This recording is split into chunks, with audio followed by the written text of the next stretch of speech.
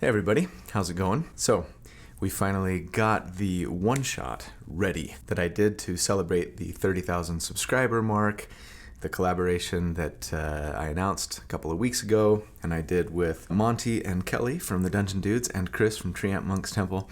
We had a lot of fun with it. For those who watched live, thank you. And for everybody else, I proudly present part 1 of the one-shot.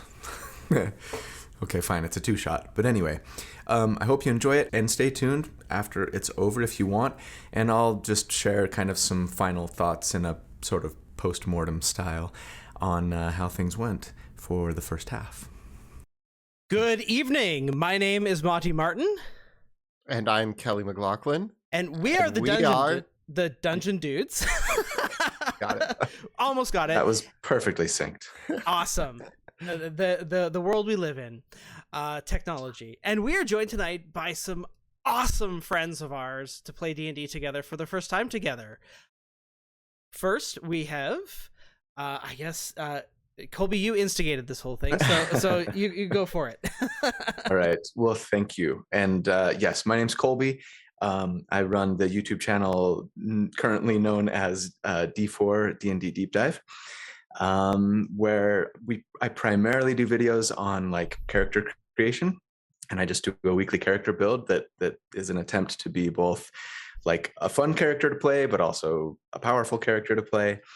And been at it for about 1.5 years, and I recently hit 30,000 subscribers. And on the channel, I've been, thank you, I'm like about 1/10 of Kelly and Monty, but every 10,000 subscriber milestone, I've been like trying to do a little, hey, let's all, me and my friends, pick a character that I've created thus far for the channel, and we all play and kind of take them from the lab and see how they work in an actual game kind of thing. So when I hit 30,000, I was like, wouldn't it be cool if I could get, my friend Chris from Treantmonk, who I'd done a collaboration with before, and maybe Kelly and Monty from Dungeon Dudes, and do something that way. And lo and behold, they said yes. And I'm still a little shocked, but I shouldn't be, because you guys are so freaking kind and wonderful and amazing that I shouldn't be surprised. But anyway, super happy to be here. Thanks for making this happen, Monty and Kelly. And can't wait to jump in. And we got a little bit of an intro but Chris, take it away. All right. Hi, I'm Chris. I run a YouTube channel called Treantmonk's Temple. I've always done optimization stuff and game theory stuff. I do some character builds, and a lot of the times I'm just talking about interactions in the rules or strategies, that kind of thing, or whatever I feel like talking about. So it varies from week to week. Hey, I remember back in the day reading your guides when Wizards of the Coast still had an official D&D forum. Yeah, that's where I got my start. I remember those days. So I'm so thrilled to playing D&D with these two fine gentlemen, and Callie, of course, another equally fine gentleman. Who's not a fine gentleman, apparently. No, I'm not that cool. And this is so for this evening. Our kind of goal with our one shot tonight and next week as well was to showcase some pretty high power builds. So for those of you that have watched some streams with Kelly and I on our Drakenheim series before, where we kind of have a real big ongoing story and all these sorts of things, strap yourselves in, because these two really know what they're talking about when it comes to building characters, and they've done some fun stuff. But not to make sure that we have it all threaded together, I have whipped up a cool scenario for us to play through that will hopefully balance out, show us, for those of you that want to see the power of powerful characters, but for those of you that also want to think about, hopefully, some of the ways that you can challenge powerful characters. We'll see your swarm. Or have a TPK in round 1. That's what I'm anticipating. Something's gonna happen tonight, and we'll see. We'll see. We'll see. I would consider it an exercise of trying to get a runaway truck and drive it as fast as you can towards a cliff and stop as close to the edge before driving off is kind of like the challenge there. So Right. so Good analogy. we'll see how it goes. But with that, shall we dive in and roll some dice? Yeah? Awesome. Yeah. Do it. Okay. So, in a very distant land, far away from the worlds of Drakenheim and the Forgotten Realms, an ancient amethyst dragon, Sardalon the Watcher, has lived upon the glittering slopes of Mount Hatheg Kla since history began. Dwelling far away from mortal lands beyond tundras of hot springs and geothermic vents, the dragon peacefully observed the motions of distant and unknowable cosmos. They instructed the great sage, Baranziah the Wise, and contemplated the order of chaos and other such paradoxical impossibilities in conversation with storm giants of Narthos. Recently, however, the dragon has descended into madness. Weeks ago, Sardarlon crossed the tundras and destroyed the towns of Teloth and Vornai, and now many fear for the great capital of Delathleen. Northern folk claim even the sagacious giants have become belligerent, gibbering blasphemies as they slaughter animals and people who cross their paths. The monarchs of Cydonia have gathered you, the greatest heroes of the land, and you are called to break whatever madness grips Sardalon the Watcher, even if it means slaying the dragon. And who are you, these great heroes? Who's going to introduce their character first? I can. All right. Yeah. Go for it. So, little intimidated when you talked about how these ultra super powerful. I think I got a decent character. Pressure's on now. Yeah. So I'm Dennis Hopper, and Of course you are. Herongon Druid at your service. And I am a Shepherd Druid, meaning that I specialize in summoning. So summoning's good, so I'm optimized that way. And I've got a little dip in Divine Soul Sorcerer, just for, Nice. for optimization purposes. Colby, what have you brought for us tonight? So my character is named Liruline Dorathalon. She's a custom lineage, so I'm calling her kind of a half giant, maybe quarter giant. How about from an area known as the Kadathi Mountains. She's on a quest to prove herself to her clan by slaying the most challenging foe possible so that she can return home triumphant with the trophy and maybe be made clan leader.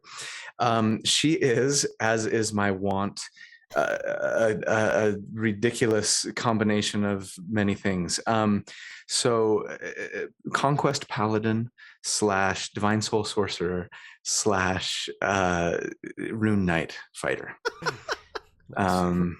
Yeah, so we'll see. I based this on one of my builds that I called the Catch 22, and we'll see if it works as advertised. I have a feeling that Monty's going to throw me some curveballs that are going to make it maybe not as effective as I anticipated, but we'll see.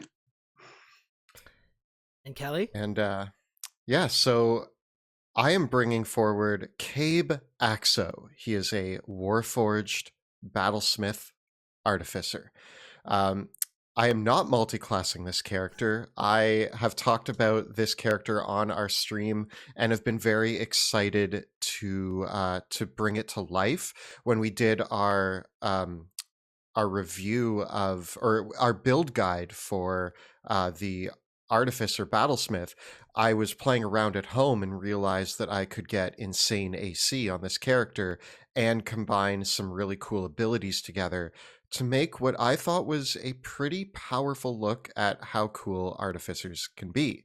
So I'm hoping to advertise artificers as not only a valid choice, but possibly a broken choice if you know how to use their magic items properly.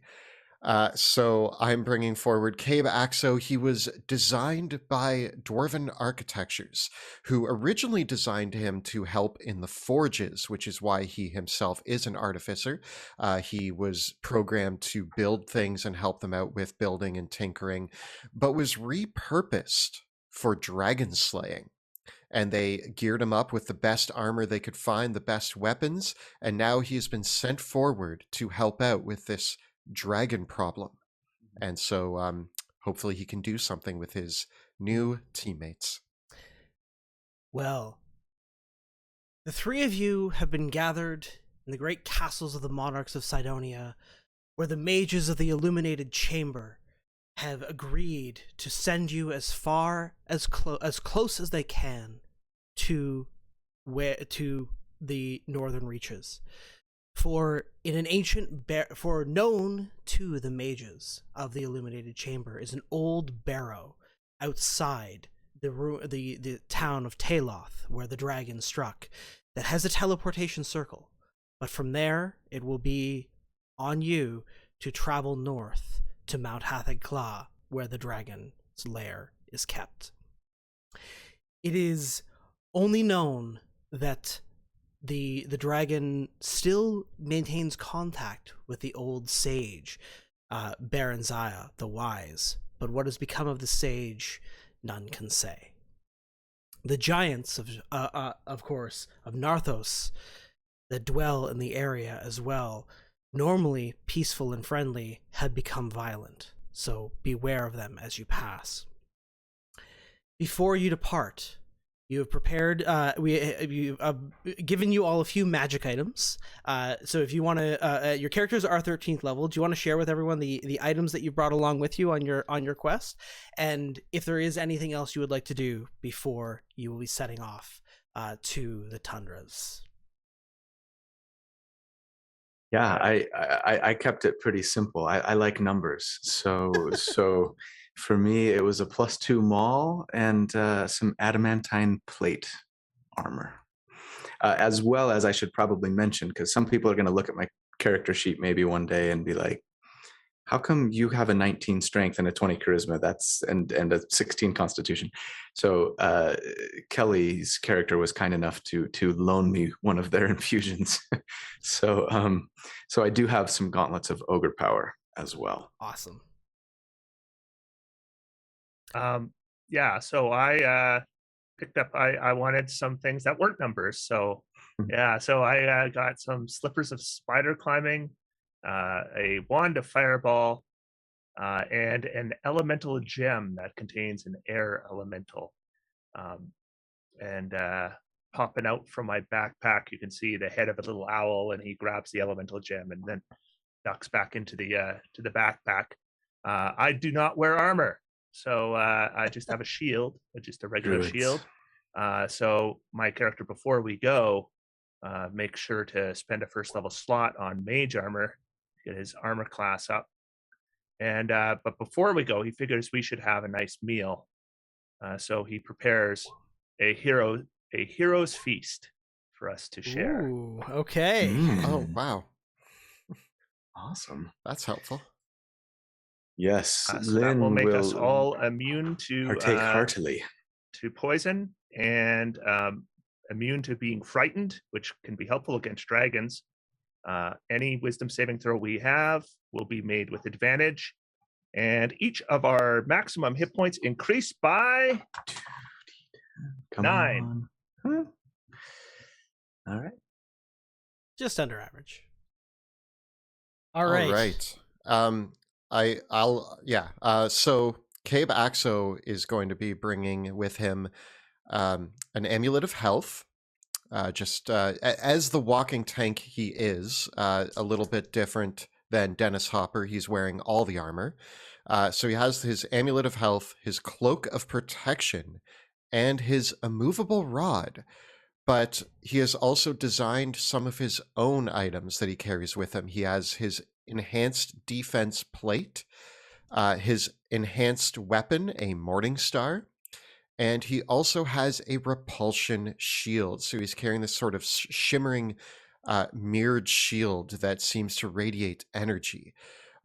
He also, of course, designed gauntlets of ogre power for his friend, and is walking next to what looks like a robot dog, who he just calls Robot Dog. It's a good name. And that's his trusty companion that he built himself to come with him on this quest to help him out. Oh, I should also mention, lastly, he has a shimmering hammer on his belt that is his spell-storing item that is loaded with 8 castings of Vortex Warp in case he needs to toss people around the battlefield. Nice. So that's what Cabe Perfect. is bringing. Yeah. Okay.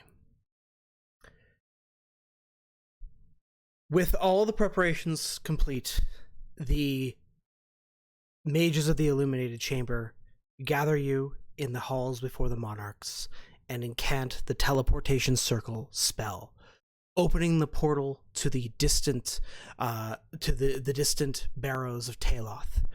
The portal shimmers open into, and you see through the other side a dusty and ancient cavern with flakes of snow sweeping through the air. What do you do? Well, looks like maybe we should go in there. ¿Por qué hace tanto frío en las montañas aquí? Why is it so cold all the time here? My mountains are volcanic and they're always warm. Then we'll just walk through. We could walk and talk. I do not feel cold nor warmth, but it seems like it would be cold here to you folk. Very well.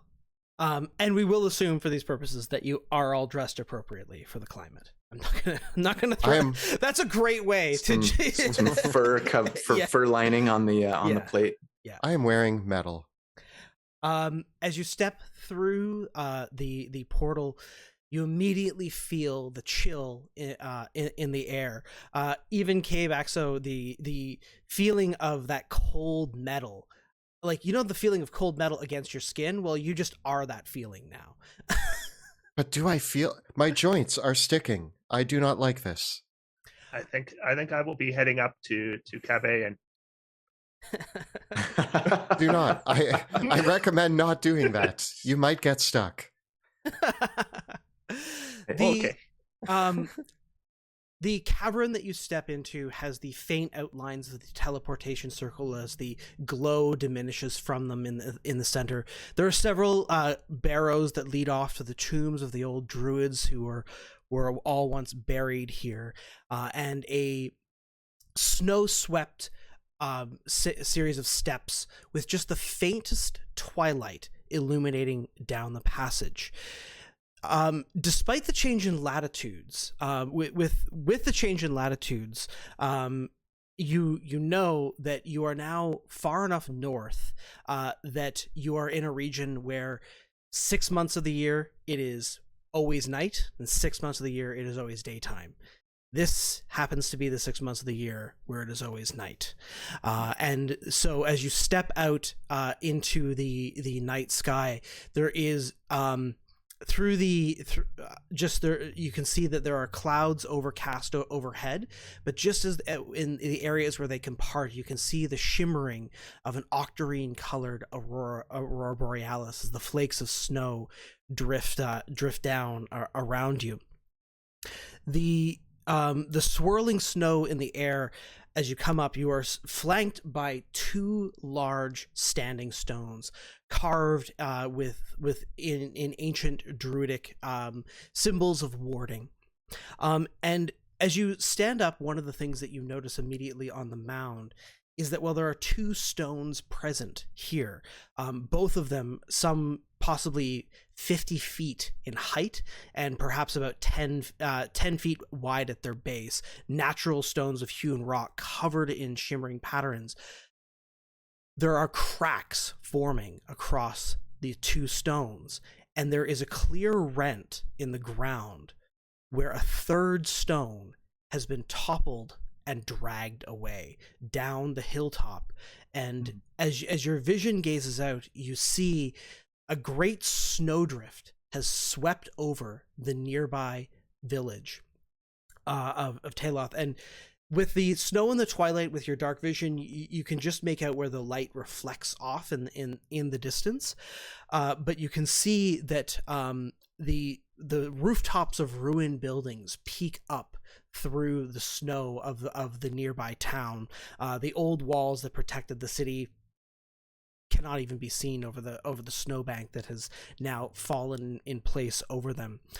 And as you peer out into the twilight, there are eddies of snow being kicked up, and you can already see that the snow and the clouds are beginning to roll in thicker than before.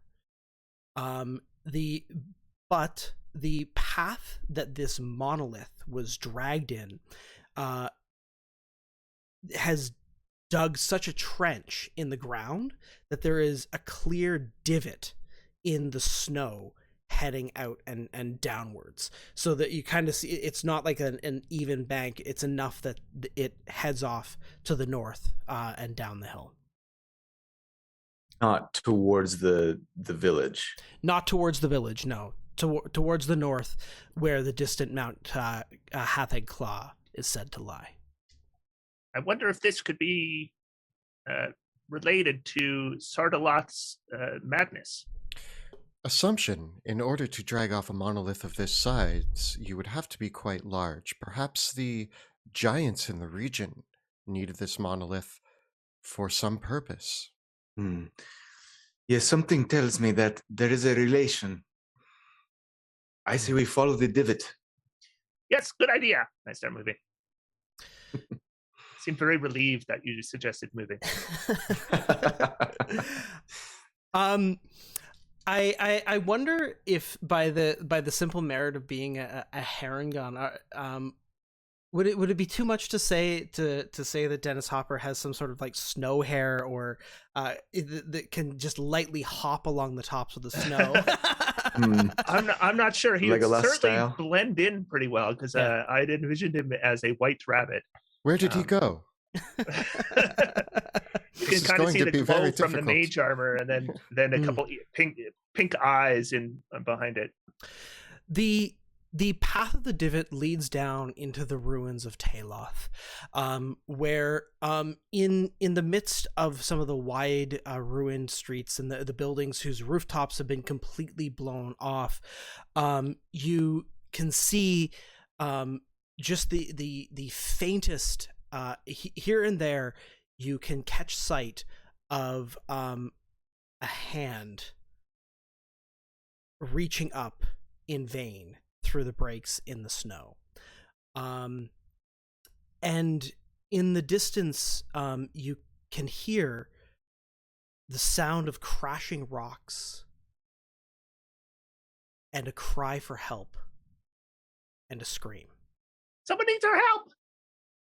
Dennis Hopper starts running. Yeah, I just start running. Trudge Very well. behind.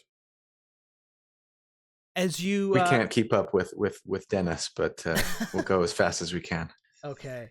I think you're probably as fast as I am for movement speed. Okay.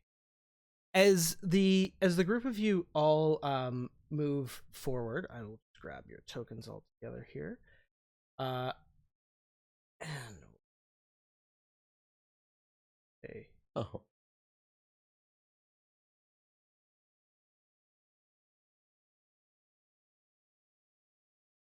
Heading through the snow and into the village and following along the divot, you catch sight in the distance of what looked to be, at first, 3 people trudging through the snow.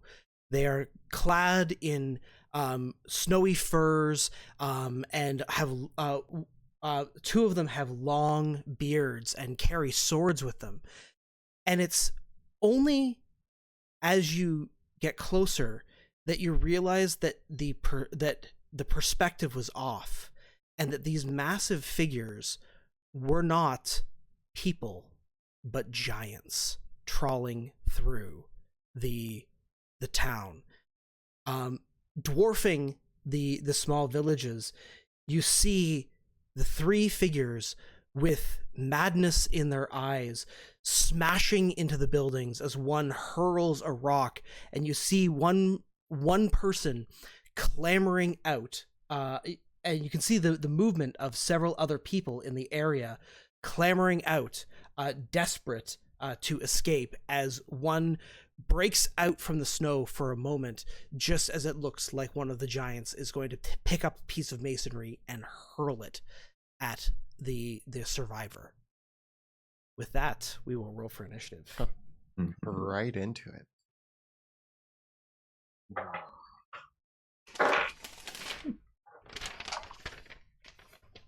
Cool. All right. I just use paper for this. I don't bother with the fancy Roll20 trackers and stuff like that. So what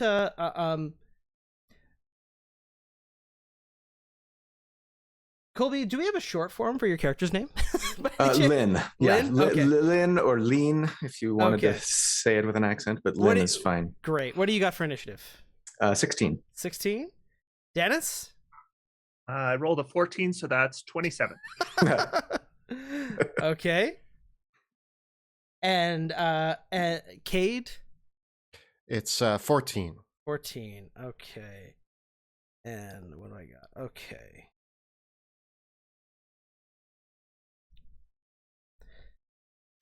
Very well. And as is my custom, if you would each like to move, reflecting the fact that you would have caught sight of this, if you'd each like to move up to your speed right now to reflect a more natural movement before we begin the initiative order, go right for it. Sure.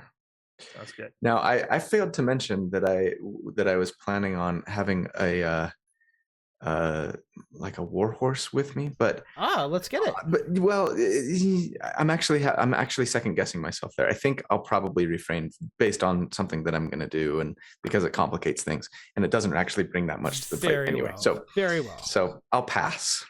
Okay. So you thought of having a warhorse. I thought of having a warhorse in a previous life, perhaps. It was a nice thought. Okay. Yeah. Very, very well. Okay. So, seeing up ahead, I think it probably surprising no one. Dennis, you're first to go. All right. So I will be moving a little bit closer. Look a little hesitant to do that, but I will. And then I will be casting a spell, which will be, surprise, surprise, conjure animals. All right. 60 feet in front of me, a bunch of velociraptors are going to appear. And then they are charging this first storm or this first it looks like a storm giant, might be a storm giant. And they're going to kind of a little bit surround it. So let me pull up some tokens here to show their places. Okay, and you do have that. Excellent. Yes, we got it. Works. And they will all attack. All right. 6, 7, 8. And this will engage their pack tactics. So these will be with advantage. Okay. All right. Let's try out this macro. All right. So those will be their claw attacks. I'm not sure what armor class I'm going for. So Monty, you'll have to let me know how many hit. Okay. Let's see here. All right.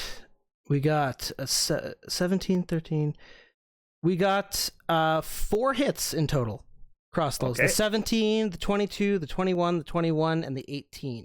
Sorry, 5. And then the bite attacks. So we got one. We got the 23, the 16, the 19, the 21, the 18, and the 23 of those all hit. Was all hit. Oh, lovely. All right. So we had 5 claw hits, and we had 8 bite hits. That's a fantastic macro. Total of 56 damage. All right. And then I will continue my movement, by the way, but around, I see there's like a rock here. I'm going to try to duck behind it. Cool. And just for purposes of clarification, because I can already tell people are going to be asking, we are allowing, we did go through an approved list letting Chris pick what he's going to summon with Conjure Animals. And for the purposes of simplicity, we're saying that Conjure Animals is just going to go immediately after Dennis's turn in the initiative order, because I can't be bothered rolling initiative for 8. That's too much work. Okay. Yeah, that was a woohoo moment during that. Okay. That will end my turn. Alrighty. Okay. So, as the mass of tiny velociraptors leap and rip into the legs of this massive storm giant, he growls out at seeing this all coming to all the creatures surrounding him, and he reaches his sword over his head, and there is a crack of thunder and lightning as a lightning strike calls down, and eyeing towards the source of where this spell came from, the crack of lightning thunders down from above, and it's a 10-foot radius. So I think that is going to, with Dennis Hopper, I think that's going to get both you and Lynn in the area of this 10-foot radius as the bolt of lightning comes down on the two of you. So much for hiding behind a rock. Denny, how many times do I have to tell you to stay close to me? I need protection. I'm looking for dexterity saving throws from both of you. Okay. All right. That's going to be 14? 19. All right. Lynn, I should be rolling on here. that is a success for you, but Dennis Hopper, I'm afraid that's a failed save. That's 54 lightning damage. Are there any bonuses to our saves from those paladin levels? Well, 54 yeah, is but a lot. he wasn't within 10 feet. Right. Yeah, so what I will be doing is I'll be hoping the gods favor me. And let's add 6 to that roll and make it a 20. Okay. That is a success, but it's still half as much on a success on a failed save. And then a quick reaction is cast, and I will absorb elements. All right. I think I'm going to do the same actually. Yeah. I'll reaction absorb elements there, and so it was 27 and halved, right? So 13. And then I will make a concentration save.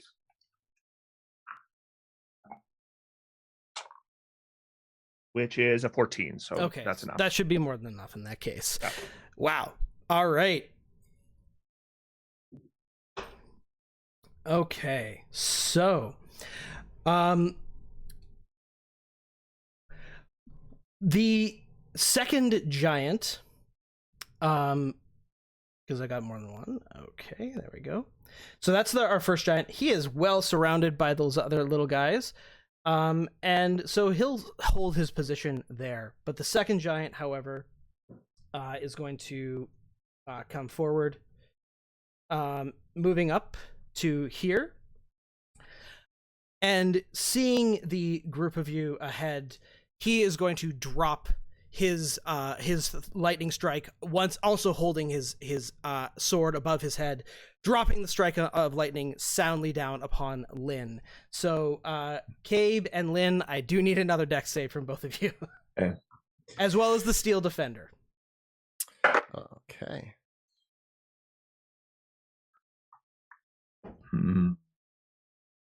What's my bonus to saves from you? Sorry, +5. +5. Nice. What do we got? Well, mine was a 14. I'm trying to remember if absorb elements gives you resistance until your next turn, or is it just on a single? It's till your next turn. Okay, good. Okay. I got an 18 and Robot Dog got a 20. Okay, those are both. Cabe, you succeed your saves for both yourself and your Steel Defender, so that'll be half damage for you, so half of 54. And in Lynn's case, glad you still got that absorb elements, because that's half of 54 coming right on you as well. I was gonna say I actually might burn my own favorite of the gods here. That doesn't require a reaction, right? No.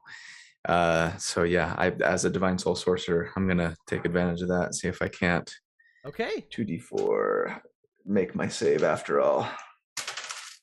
So that's an additional 5, so 19. That will turn it into a successful save. Okay. So another. Sorry, how much was it? 54. So 13 again. Yeah. Correct. Okay. Sorry. All right, this guy's hit hard. And the final storm giant, a woman cackling with laughter, comes forward over here, and just in a show of force, she's going to drop her lightning strike right down on all the velociraptors. Oof. So I will center that on our friend here, and so all 8 of them. Do they have more than 27 hit points? They do not, so there is no chance of them surviving. This is going well. I'm just going to move them over to the side. Oh, no, they're all disappearing. All right. Because This woman is crazy. She's hurting her own friends. Doesn't seem like her ally took any damage from the lightning strike, as the lightning almost crashes into the other storm giant like a lightning rod, and the energy is absorbed. Lynn, it is your turn. Okay. Well, Lynn's gonna look around and say, "You know what they say, fight giant with giant." So as a bonus action, I'm going to use my giant's might. One instance of my giant's might, I should say, which lets me grow to large size. All right, I think we can just grab your token there and expand it, right? Boom. There we go.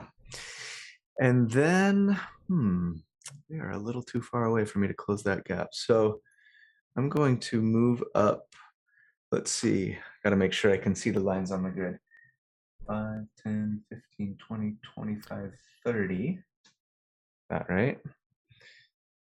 And then I guess just with my action, I'm simply going to, I want to save these.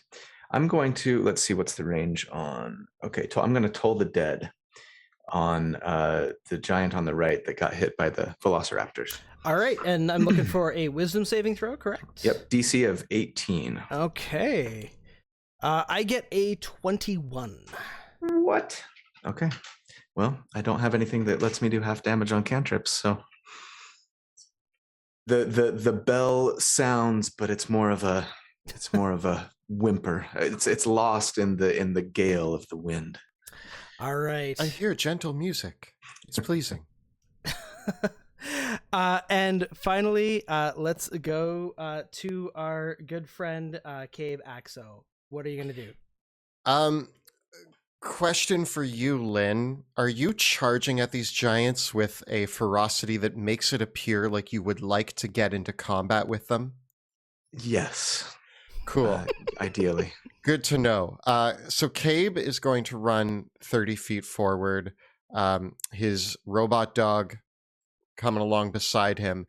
And I clutch the hammer on the side of my belt and I'm going to toss Lynn using Vortex Warp up to base contact with the giants. I should have held my action. Oh, I already used my reaction. Never mind. I felt like it was too metagamey for me to start asking when I was coming up with this plan during your turn. That's fine. But you might take some damage from giants, but it saves you having to keep running at them.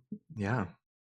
And I can't really do much else other than I have a frost attack that probably won't do a lot. But I feel like getting our paladin up to base contact is going to be... All right, we'll see if I can survive the round. You'll be fine. Don't worry about it. All right. How far does that? With Vortex Warp, I can warp you 90 feet. Whew, okay. Well, let's go ahead and put me... I mean, the idea is to... Can I get like maybe here? Yeah. Are these bushes going to impede my... Is this like a tree, Monty, or could I would say... Imagine that the trees, this is like the top of the tree that has been buried by the snow at this stage. So we'll count it as difficult ground, but you can definitely move in there. Yeah. Okay. I'll warp myself there. Okay. Well, back around, Mr. Hopper, you're up. All right. I am going to tactically. First, I'm a little panicked because I was told by Lynn to stay near Lynn. And oh! I slingshot her forward, and I'm like, "Meet you up there." It's like that works. I think I'll move 20 feet to there, and then a bunch of velociraptors appear again that I will put on the map very soon, and then I will head over to the side to try to get a little bit of something between me and maybe I'll stick my head in the snow. And then a bunch more velociraptors appear. Nice. And nothing if not persistent. That's what velociraptors are for. Yeah, easy come, easy go. To be summoned.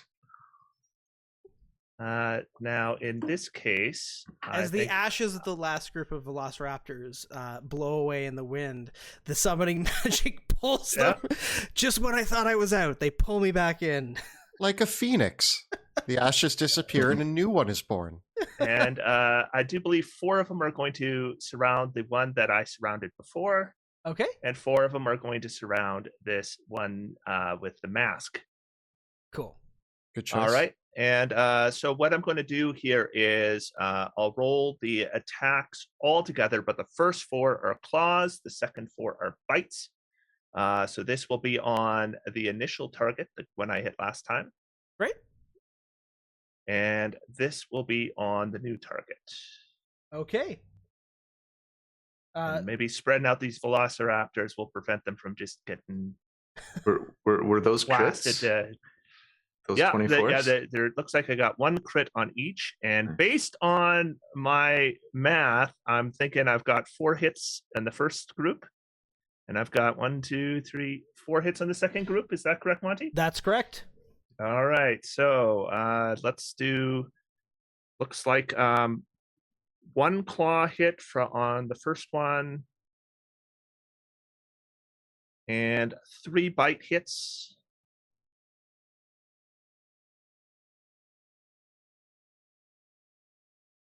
And 1 critical, so that will be a total of 22 damage.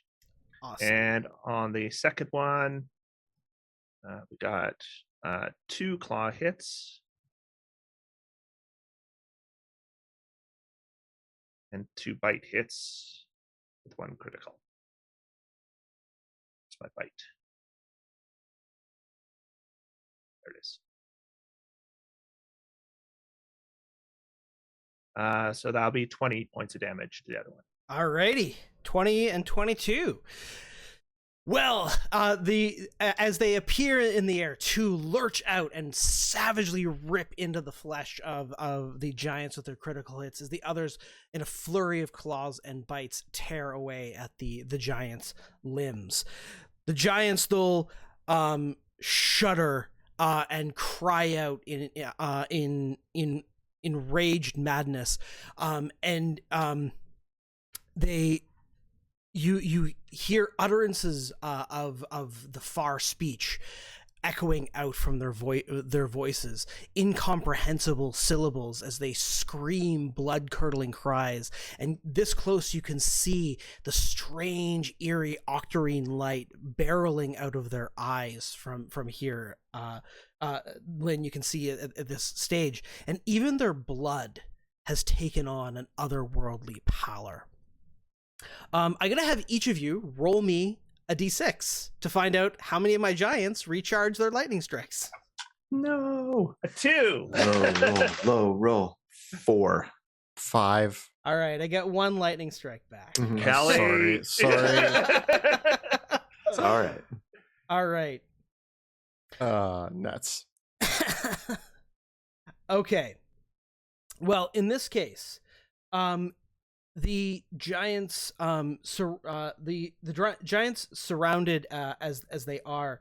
The nearest giant to Yulin, seeing a worthy and large challenger coming towards him, is going to take his greatsword into his 2 hands and bring the blade down upon you with a pair of strikes. You're fine, don't worry. If you get really hurt, I'm going to feel really bad for slingshotting you up there. And that's going to I be asked for Don't hit hard. Don't worry about it. and that's going to be a 29 and a 22 to hit. Yeah, I'm going to burn a shield spell so Okay. that only the 29 hits. All right. The blade crashes down into you for 30 points of slashing damage. Okay. The furthest one, she takes out her large blade that is more of a glaive than anything else, and mechanically they're just going to be the same. And she's just going to swat away 2 of the velociraptors. Getting a 28 and a 20 to hit the velociraptors, each hit for 30 damage. 2 raptors die. All right.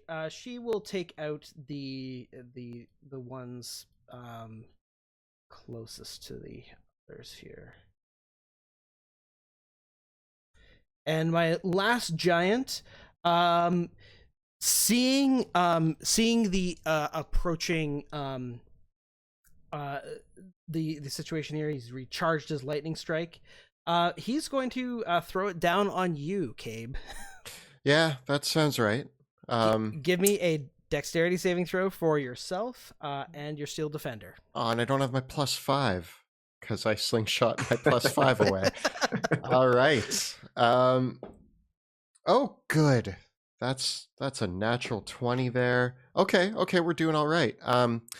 So Cabe gets a 22. Okay. And his steel defender gets a 16. Your steel defender fails, Oh, but you no. succeed. Your steel defender takes 54 lightning damage, and you take 27. Well, that's a shame. My robot dog is dead. Oh, wow. Broken characters, right? You know, so powerful. Yeah. Uh-oh. Sorry, how much did I take? Half of that? Yeah, half, so 27.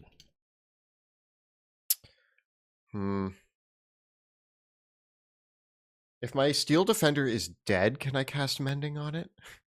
Or no, I need to use an action. Yeah. don't I? I think you need to you use can- a spell slot. You can bring it back with a spell slot. Ugh, okay. All right. Cabe is immediately sad. He mourns very quickly. All right, Lynn, we're over to you. All right. Whew. The situation is a little dire. All right. So Lynn is going to cast. Well, first of all, I'm going to quicken spell as a bonus action and cast Cloud of Daggers. Okay. And I'm going to put that cloud, we'll say right here. Okay, let me get you a token here.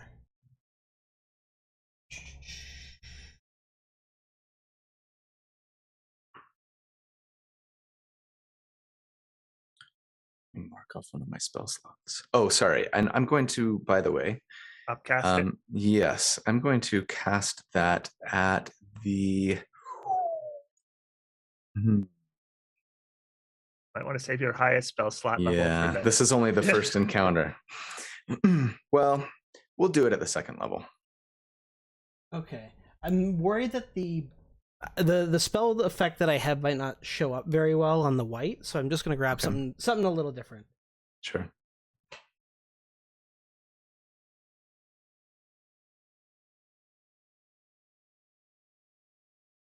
Yeah, we'll just use that. That's where you wanted it, yeah? Yes. Yeah. And I'd like to move.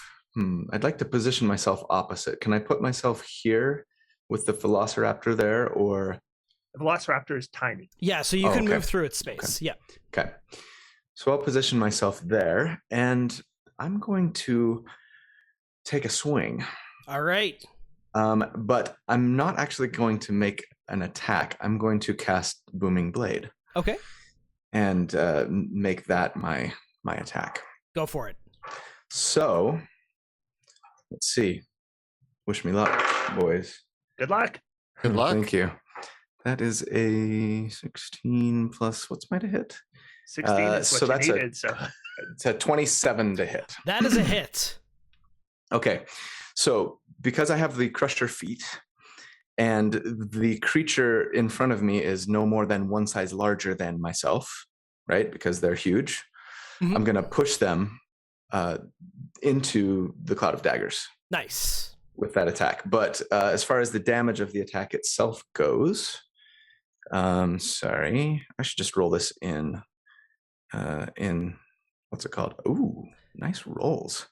That's 18 damage. How much of that is thunder damage? Ooh, good question. So that's that was just the weapon. Okay, just the weapon. Great. And that's actually plus. No, I already accounted for that.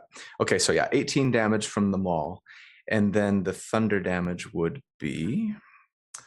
Hold, please. Maybe irrelevant. It the may thunder be irrelevant, damage is irrelevant, but anyway, just making it's sure. 8. Yeah, yes. The unperturbed by the crash of thunder, the physical blow though still damages him. Okay, and it still moves into the Cloud of Daggers, right? And so it would take, upon entering, Cloud of Daggers would be an additional 10 of slashing damage. All right. From Cloud of Daggers. I don't know if you guys are familiar with the old 4E bloodied, but I usually use that to as an indicator. So our first giant is bloodied. And you can not allow this if you want, and especially since you just told me that they were bloodied. My intent was to smite as well. I didn't say that, so if we want to say totally sorry. No worries. Okay. No worries. I'm gonna blow I'm just gonna do I'm actually gonna do a second level smite. Okay. So giving me d8. A 13, plus 1 is 14. 14 more damage. Nice. Alrighty. There we are. Anything else from Lynn? No, I think I need to save whatever other resources I have to try and survive one more round. All right. Cabe, we're over to you. Oh boy. They're still so far away. I'm gonna run my 30 feet towards them. And Cabe, a little sort of opening appears on his chest, and he fires a syringe out, which launches out towards Lynn and into her neck and injects her with haste. It's what is it? It's like a booster. Get your boosters. Get your boosters. Yeah, I love it. So you get hit in the neck with a syringe, and suddenly you feel invigorated with supernatural speed, and you also gain. Be careful, that's addictive. It is. Everybody likes a little bit of haste, right? Subtext. +2 to your AC, advantage on dexterity saving throws, and you get an additional action each turn. Yes, that can be used for one weapon attack only if I decide to take the attack action, right? Yeah, Lynn is like, I actually "Ow!" don't think you need to take the attack action to get the extra attack from haste. Yeah, it just says Yeah. it gains an additional action on each of Right. its turns that can be used to take the attack, dash, disengage, hide, or use an object action. So you could Booming Blade and still get an extra attack in. Right. And you can smite on that attack if you want. Yeah. So there you go. Yeah, Lynn's like, "Ow! Oh, I feel wonderful." All right. Well, anything else, Gabe? That is it. All right. Dennis, we're over to you. All right. Dennis is gonna move into this top of this tree and try to hide as his action within the tree. And I will make that check. All right, go for it. 16 on that. Okay. Where did the And rabbit go? the velociraptors they sense blood, so they're gonna head down here. They can attack this, or they can all attack the same one. Okay. So there's 5 and 5. So these will be claws, and these will be bites. Ooh, Oh, some good rolls. that's There we 3 go. crits.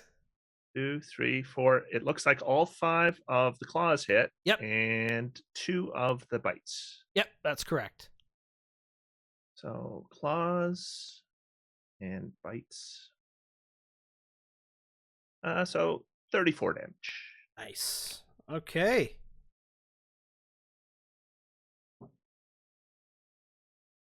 Just blood oozing from all the ripping wounds across its body. Would you like to do anything else? You use your action to hide. That is correct. Okay.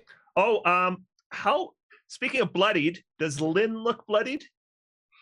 How much metagaming do we allow at this table? You guys are fine to communicate your hit points. I look about half bloodied, half health, Halfway? maybe roughly.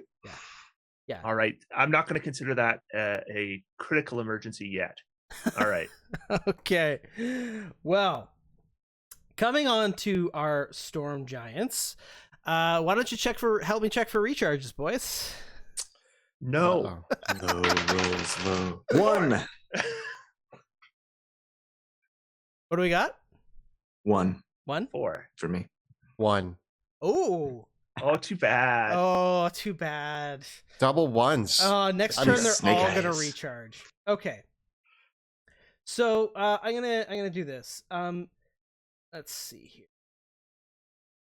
My first cloud giant up here is going to finish off 2 of these velociraptors back up here. So she's gonna take out her blades and getting a 20 and a 31, slicing away the raptors that are destroying her friend. Okay. The other here, he's gonna break away and he's gonna charge Cabe. Oh no.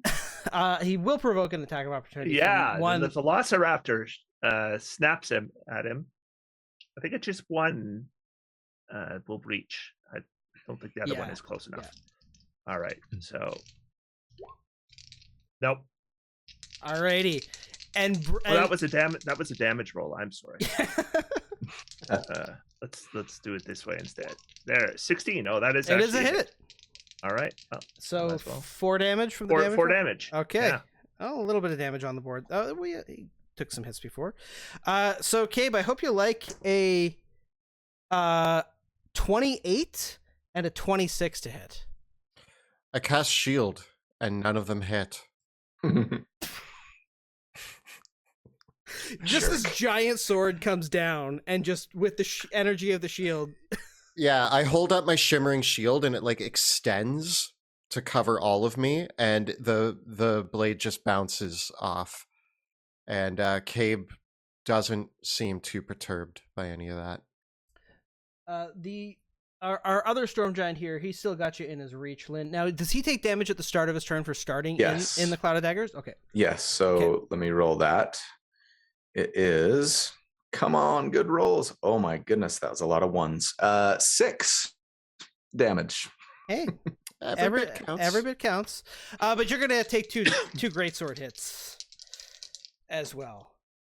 For a 24 and a 29. All right. I'm going to, as a reaction, let's see here. Remember I'm your gonna have to +2 choose. for haste. Yes. I don't know if it helps, but It wouldn't, unfortunately. So here's what I'm gonna do. I'm gonna, again, fighting giant with giant. I'm gonna burn my cloud giant rune. Okay. My cloud rune, which is going to make the roll of 29 target the giantess behind him instead. Oh, okay. Nice As a reaction. play. Nice play. But I'm gonna eat that 24. Okay, that'll be 30 damage. Okay. Okay. Well, that's the onslaught of the storm giants. Lynn, we're over to you. Okay. All right. So Lynn is going to step up here so she can have reach. And she's just going to make some weapon attacks. She's going to, now I get 3 of them. Yes? Yep. Okay. So first attack is going to be a 24 to hit. It connects. Yep. Yeah. I think we're pretty clear they're AC 16. So Right. I'm just stalling while I try and remember what my damage is. That's going to be 15 damage. Okay. None of that. That's just weapon damage. Magical maul +2 weapon damage. Okay. Second attack is a crit. Whoa. nice. Oh, I wish I would have had that earlier. I'm tempted to smite because that's what you do, but I think I might not need it. So I'm just going to talk out loud while I figure out how much damage I do. Okay. Okay, so that is 10 plus, good rolls. 1 plus 6, 27 damage. All right. The thunder's blow rocks through the giant's body, but he still stands with a stagger. For my third and final, thanks to haste, weapon attack, I will swing, and that is a 16. Oh boy. Okay, so 16, and that's not a great weapon. Oh goodness, that's bad. That is 9 damage. All right. Anything else? I mean, I feel dirty for saying it, but can I smite on that third hit? Go for it. All right, I'll smite then. I'm just going to do a first level smite. So that's 2d8. And that is 13 more damage. All right. Still alive? The giant These things are stands beefcakes. barely. All right. Guess I should have smote on my crit after all. Coulda, shoulda, woulda. Overconfident. Yeah. Yeah. As the giant stands staggering, Cabe, what will you do? Cabe is going to. You know what? Yeah. Cabe is going to, as his shield goes up and he blocks those attacks from the giant, he blinks out and he's going to Misty Step. And before you continue, Yeah. and Monty, I'm throwing myself at your mercy here. I've completely forgotten, and this is the peril of starting with a level 13 character that you've never played before, right? Yeah. You forget all of the things that you can do. I've not been adding the extra d6 of damage once per turn from Giant's Might. I'm just, if you will allow it, I'll roll it. If not, that's totally fine, and we'll just move on, and I'll chalk it up to experience. That could change my turn. Roll it. Roll me Okay. a d6. All right. It might not even matter, but 4. All right. Does he die? He does. All right. Son of a. If I were remembered last time, maybe it would have mattered, but whatever. Okay, what are you going to do? Actually, thank you for pausing me for a second. I'm actually changing my mind. With the raptors there, with you there, I'm pretty sure that giant I don't think it's going to make it. Yeah, it's taken care of. So I'm going to start working. Usually I like to focus fire, but I'm going to start working on the next guy. So I'm just going to come in here, and I miss my little robot defender. But that's okay. We're gonna hit this guy with my Morning Star. So I'm gonna just start laying into him with a few attacks. Okay. So first attack, I get a 29 to hit.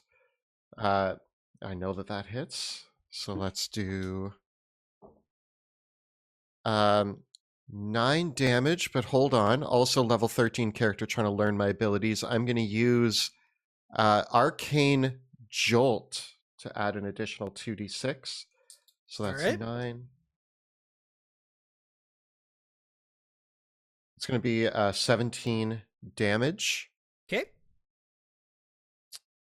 And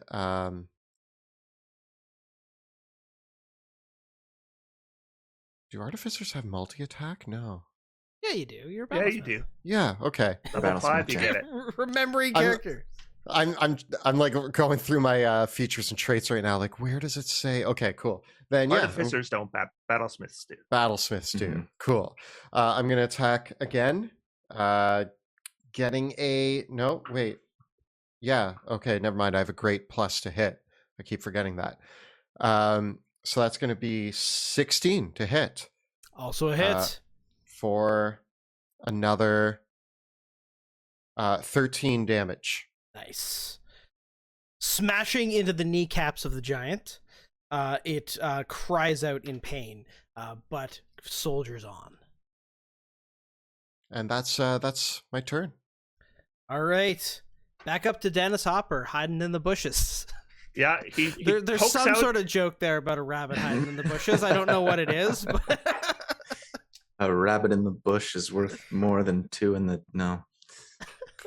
he sticks. Yeah, when an ear pops out, 2 ears pop out. He looks out, sees that there is. He thought he had saw a cave move away from that giant. He's very relieved that it was just a trick of the eye. Would have left you open, yeah. So he pulls out his wand, and a stream or a little bead of fire heads up into the sky, well above the heads of the giants up by Lynn, and it explodes, and just right above Lynn's head, there's like intense heat as a 3rd level fireball From your wand. from my wand. all Nice. right, I got 2 Oh, and you're savings. casting, you're casting it Awful up so it damage. hits the giants. Yeah, because they're tough. I love that. I love that. Well, the 18. top giant gets a natural 20 on their saving throw, but the other gets a 12. Ooh. So Can we reverse that? 'Cause we know that the bottom one only has 2 hit points. I am going to hold on. I think I can do this. I'm going to use silvery barbs Oh, incurring the wrath of the angry mob. on the giant that rolled a 20. Colby, we got to do it. well, I get a 14. What's the did I do DC it? On the on the fireball? wand? I As believe a it's- DC? Yeah, I believe 15. it's just mine. Yeah, so that is a DC failure. 15. Okay. Silvery barbs did it. Woo! All right. Overpowered. Ban it. I'm kidding. Banhammer. Okay. I'm kidding. Fireball damage That is... Silvery Barb spell used a reaction and did 9 hit points damage. All right. Well, every little bit helps. It That's all right. helps. All right, so that- and the fireball explodes in midair, shearing off the storm giant's beard and part of its jaw, and it's the top part of its body burned, and the rest of it collapses to the ground. Nice. Slain. these Velociraptors then looking very excited start swarming this one up here. Okay. And claws are first, bites are second. Looks like 2 claws and 2 bites, 1 crit. So, 2 claws, 2 bites, and a crit. So another 27 damage. Nice.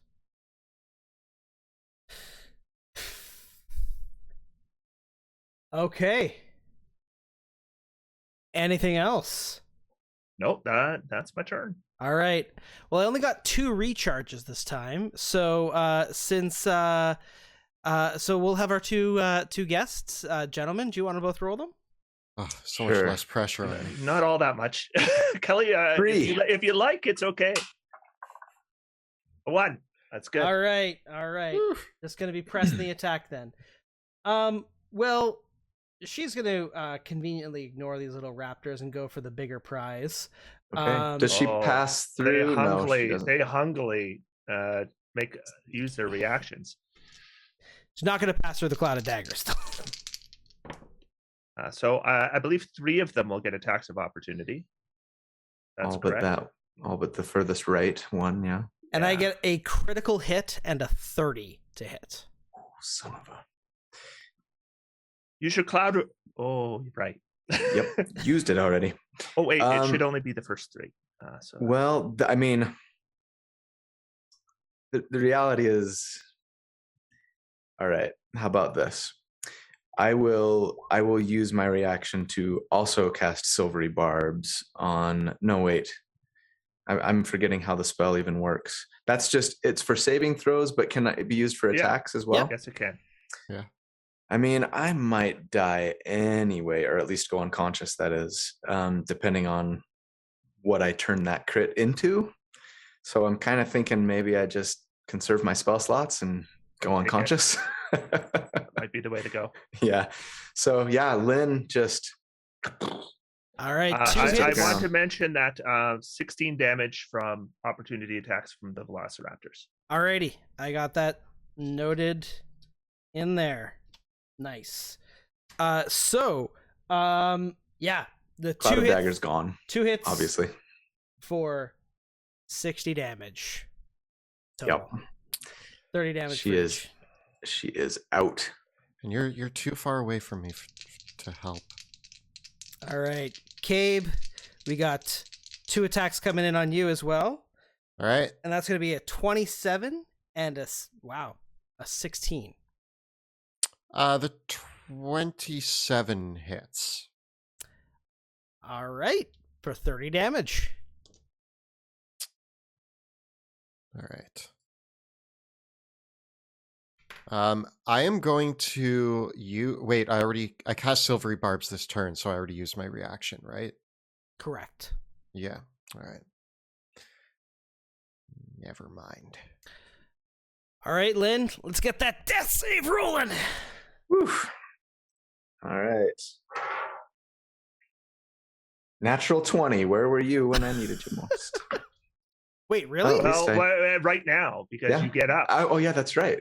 That's right. Like really that, was. That was when you need the 20. This is when you need the natural 20. This is when you need the 20.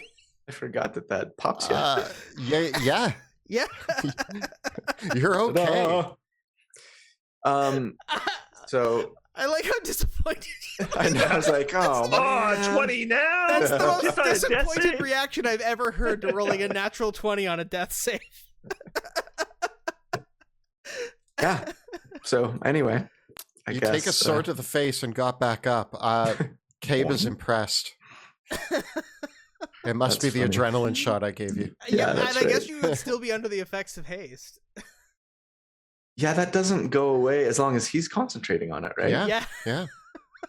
All right. You were KO'd swiftly. Nice. That said, the roll is at the end of your turn, so Yeah. need to see how well you do in the meantime. So, Cabe, it is your turn. You see, Can I pretend like I'm still unconscious?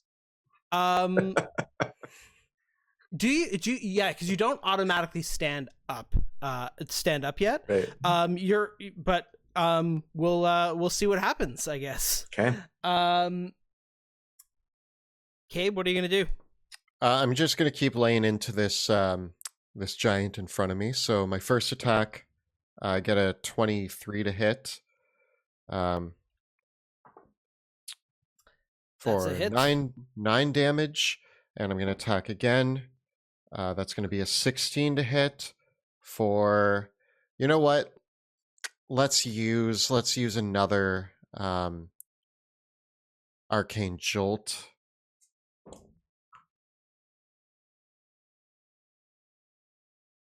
For 19 damage.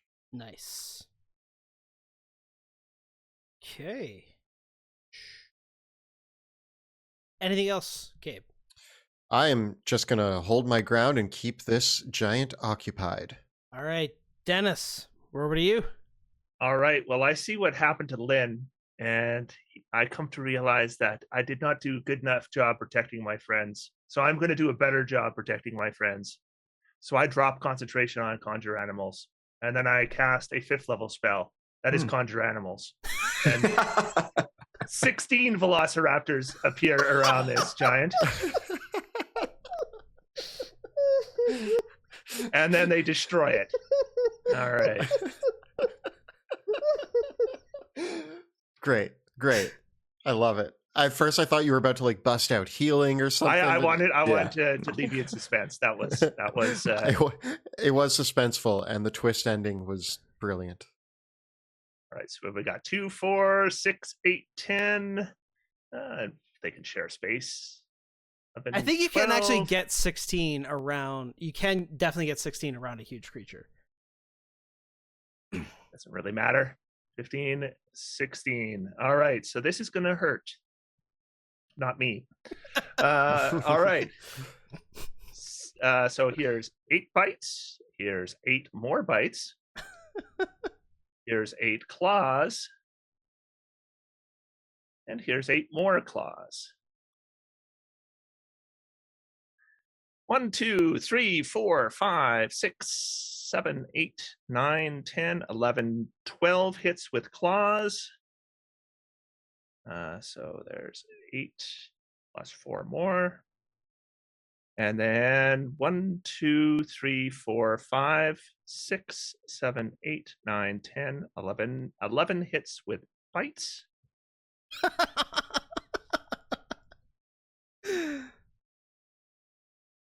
And there was 1 critical on a claw, so I'm just going to roll that d4 too. Why not? 34, 44, 51, 91, 95, 105, 112, 114. Wow. Sweet. Go, Velociraptors, go! And then I duck my head back down into the bush, into the leaves. Wow. And this is why sometimes so many DMs decide to choose the. Wait till I use my 7th level slot on It's so Conjure Animals. delightful. I'm truly delighted. This is why we're here. Yeah. For moments like this. Yeah. All right. And I will say, if I had used the 7th level slot, it would be twice as many as there are now. 32. I love it.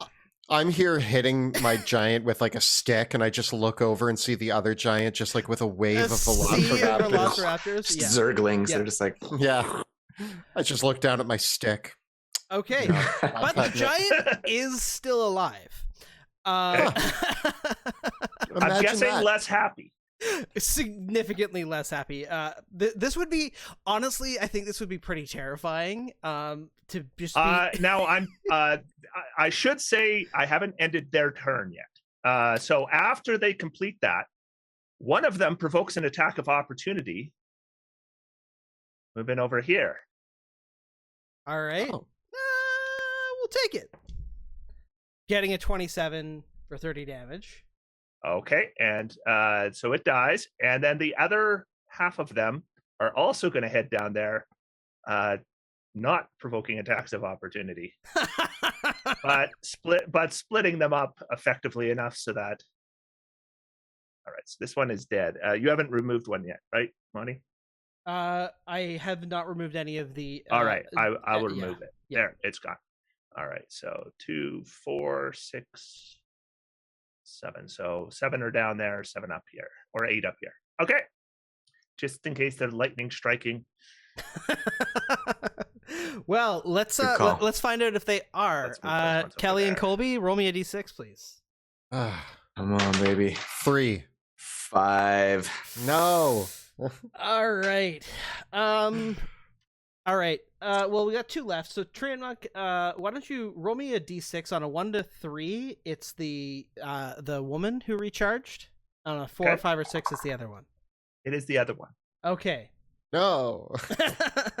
Sorry. Well, he's going to drop a lightning strike on himself. So he holds his sword over his head, and the lightning just comes down, flowing around his body, and shocking away all the velociraptors. And Cabe, I need a save from you. All right. Ooh, 21. You succeed, so that's 27 lightning damage. I'm still concentrating on Haste. haste. I need a concentration check for that. That's going to be 22. Good enough. Now, up over here, we got a giant that just got horrifically mauled by velociraptors, and definitely does not have the presence of mind to notice that Lynn is still alive on the ground. I think that was more effective than a cure wounds. Absolutely.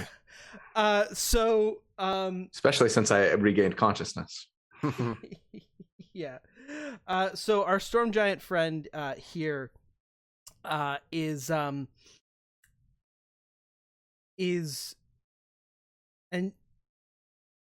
now you did come out of hiding though, Dennis, because you fireballed. Yeah, my little head is sticking up. I'm getting as much cover as I'm able to do. So our storm giant friend, despite the disadvantage, is gonna hurl a rock at you.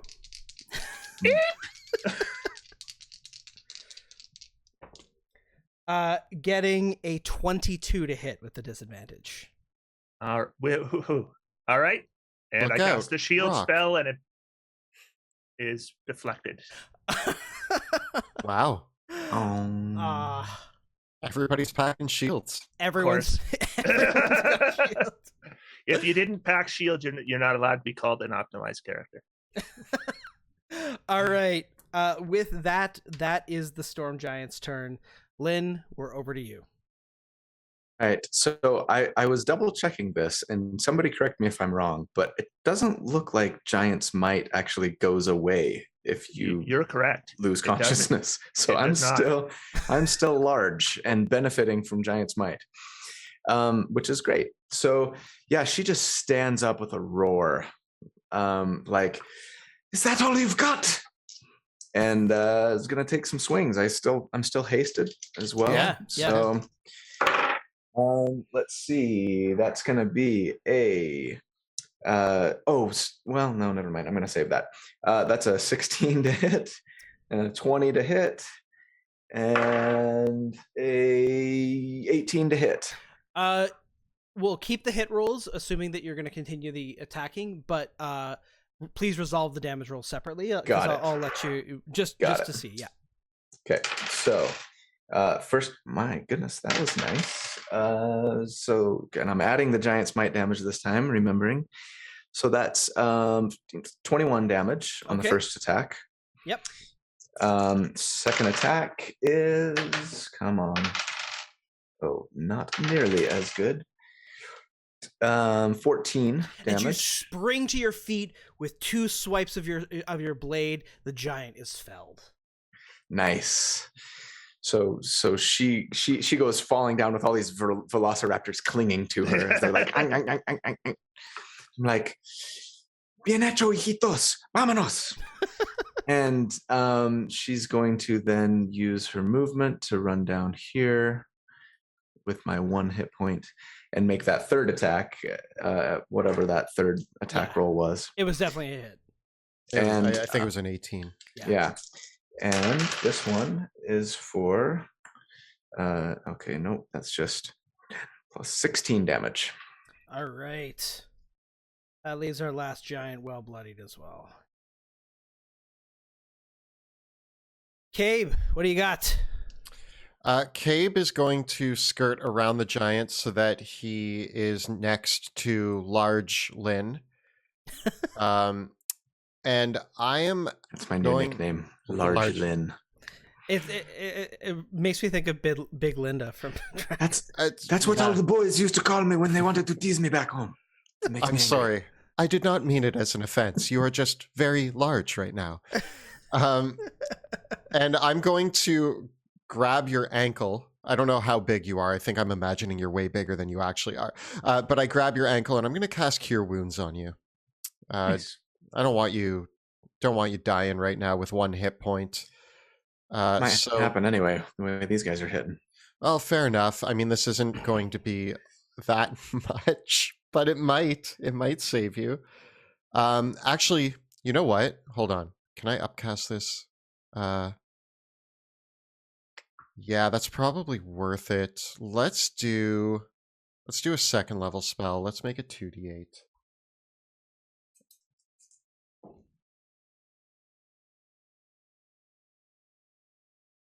That's plus spellcasting ability modifier. So that's going to be 18. Okay. All right. I don't know if that'll keep you alive, but it's better than 1 hit point. And yeah, now I'm next to you as well. So yes, so you can benefit from. We're helping each other out. Yeah. All right. Thank you, Dennis. We're over to you. All right. So he pops his head out, sees the giant, points at him, and says, "Get him!" And then he hides back in the thing with his stealth roll. The 20. And they seem quite intent on that. They have to dash this turn, so they will not attack. But they will dash, and then they surround him. All right. And do everything they can to make themselves obvious targets. Okay. Well, in that case, let's get to the Storm Giant. Kelly, why don't you give me that recharge roll? Yeah, I failed last time. It's a 2. Okay. Nice. Well, in this case, what we will do then is Lynn's brought this giant. He's brought all the damage, so he's going to drop 1 hit on Lynn to start. Going to be a 28 to hit. Yeah, shield's not gonna help that. But my Sentinel is. I mean, it's not going to help you, but it's going to allow me to make an attack. Oh, there you go. Okay. That's good. Are you going to take that attack? Yeah, sure. Okay.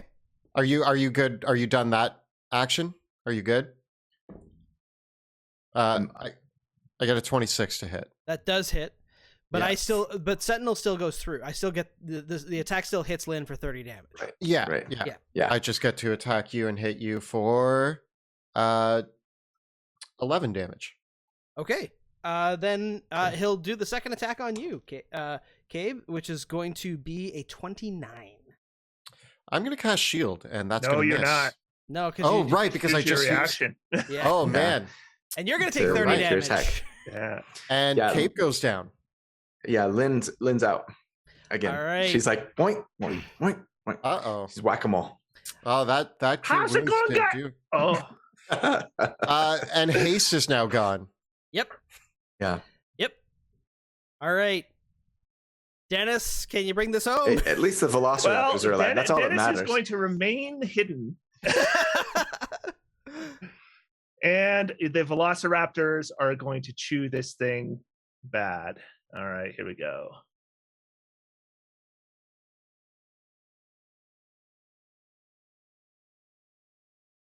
Nice. So 2, 4, 6, 7 claw hits, 2, 4, 6 bite hits. So 7 claws. Come on, 7 claws and 6 bites.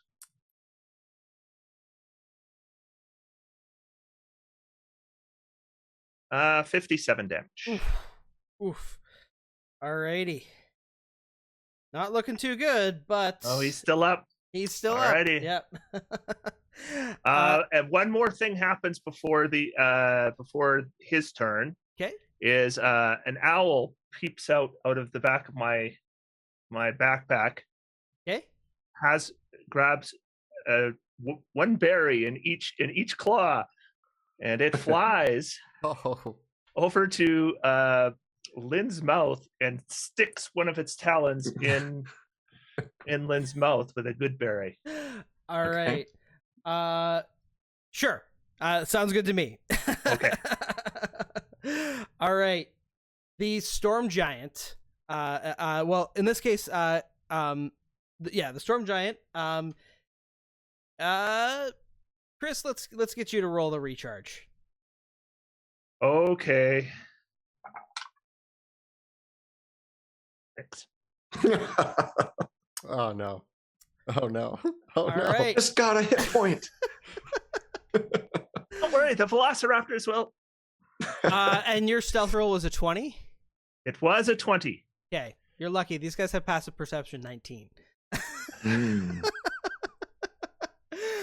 So in this case, our friendly storm giant is going to blow away all the Velociraptors, which is also going to do two shocks on Cabe and Lynn. So that's going to be that'll knock you down again, Lynn, I'm afraid. And Cabe, that will be a death saving throw failure. Sweet. Love it. We're doing great. My AC has proven. You think artificers are a little overpowered. All right. So Lynn and Cabe, death saves from both of you. Yeah. Come on, I want another 20. I got an 8. 11. All right. So Cabe, you got 2 death save failures total. Yep. That's I'm gonna start looking at my other characters that I have ready. Alrighty. But we do come back to Dennis. Yeah. Yes, we do. All right.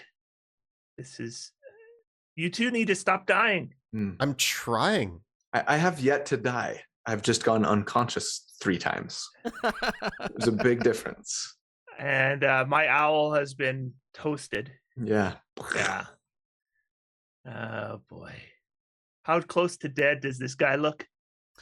Was he bloodied? He was bloodied and is staggering. Yeah. I think I gotta hope that just Kelly makes it. I cast a Conjure Animals with the 3rd level slot.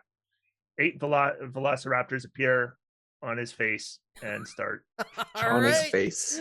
All right. I'm not even going to put the things on. Yeah, we'll see what happens. Yeah, probably not necessary. All right, I've got just 2 claw hits. 1, 2, 3, 4, 5, 6, about 7 bite hits. So the bites. I think that's 8. No, never mind. You're right. Because the 10 and the claws. 45 damage. That's enough. Nice. And I have moved as far as I can go. The last giant drops to the ground. And I'm like shouting, "Don't die! Don't die!" Death by 1,000 cuts. There's oil pouring out of me. All right. Well, it looks like we will need death saves, though. 1 round of them before at least we can get anything. I really got another 11. That's crazy. Okay, here's a question. Okay. Does Flash of Genius, which affects saves... I think you got to be conscious to use it, though. Doesn't specify that. When you or another creature you can... I guess, can I see me? Wait. I'm aware of myself. Okay, I've made my argument. When you or another creature you can see within 30 feet of you makes an ability check or saving throw, you can use your reaction to add 4 to the roll. I have rolled a 7. Okay. So the +4 would turn it into an 11. Normally, you can't take reactions when you're unconscious. Yeah. Then Our robot dies. So I walk up to the robot and I go, "Don't die!" Oh, you died. And my eyes are now X's. and I cast Revivify. Thank goodness I have somebody used came all my prepared. 3rd level slots, so I have to use Yeah. a 4th level slot on Revivify. But yeah, you come back with a hit point. I thank you. And I'm stuffing a good berry in Lynn's mouth. Oh man. He's up. Well, You guys really got hurt. with that. Yes, well, not all of us are able to hide in bushes. I am made of I'm armor, very small. and it did nothing. With that, I think we will take our break right there. Right. We'll see y'all in Cool. 15 minutes. All right, sounds good. All right. And we are back from our short rest. We have restocked on our consumables. We're going to play some more D&D. As Cabe shudders back to life with a jolt, the howling wind around you is one of the last is the sound that takes over after the sound of battle falls down. Around you, digging themselves out of the snow, come several of the survivors of the village of Taloth, who thank you for slaying these giants that had been picking off what survivors remained. They speak in whispers as they tell of the devastation wrought by the dragon, and the few villagers that have survived remark on how the obelisk that is missing from the hill above the town, some saw it being dragged off by several of the giants days before. So it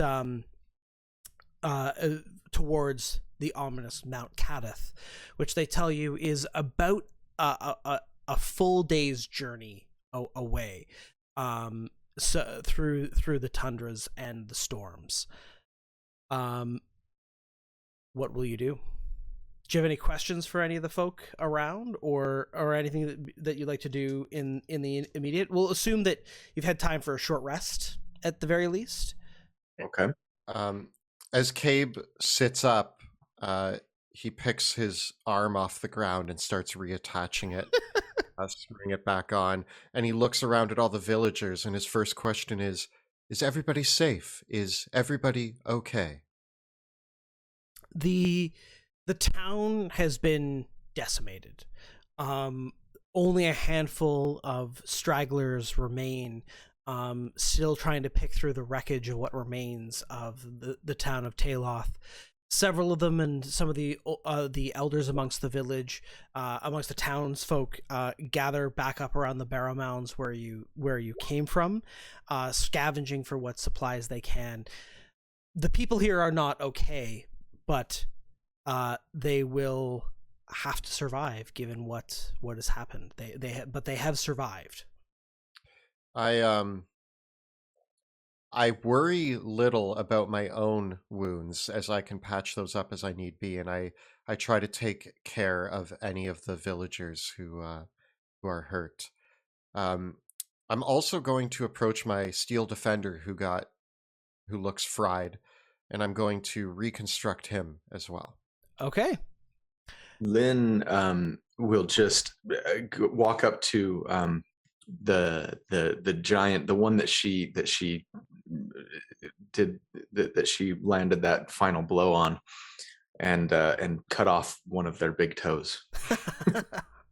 Take it as a trophy.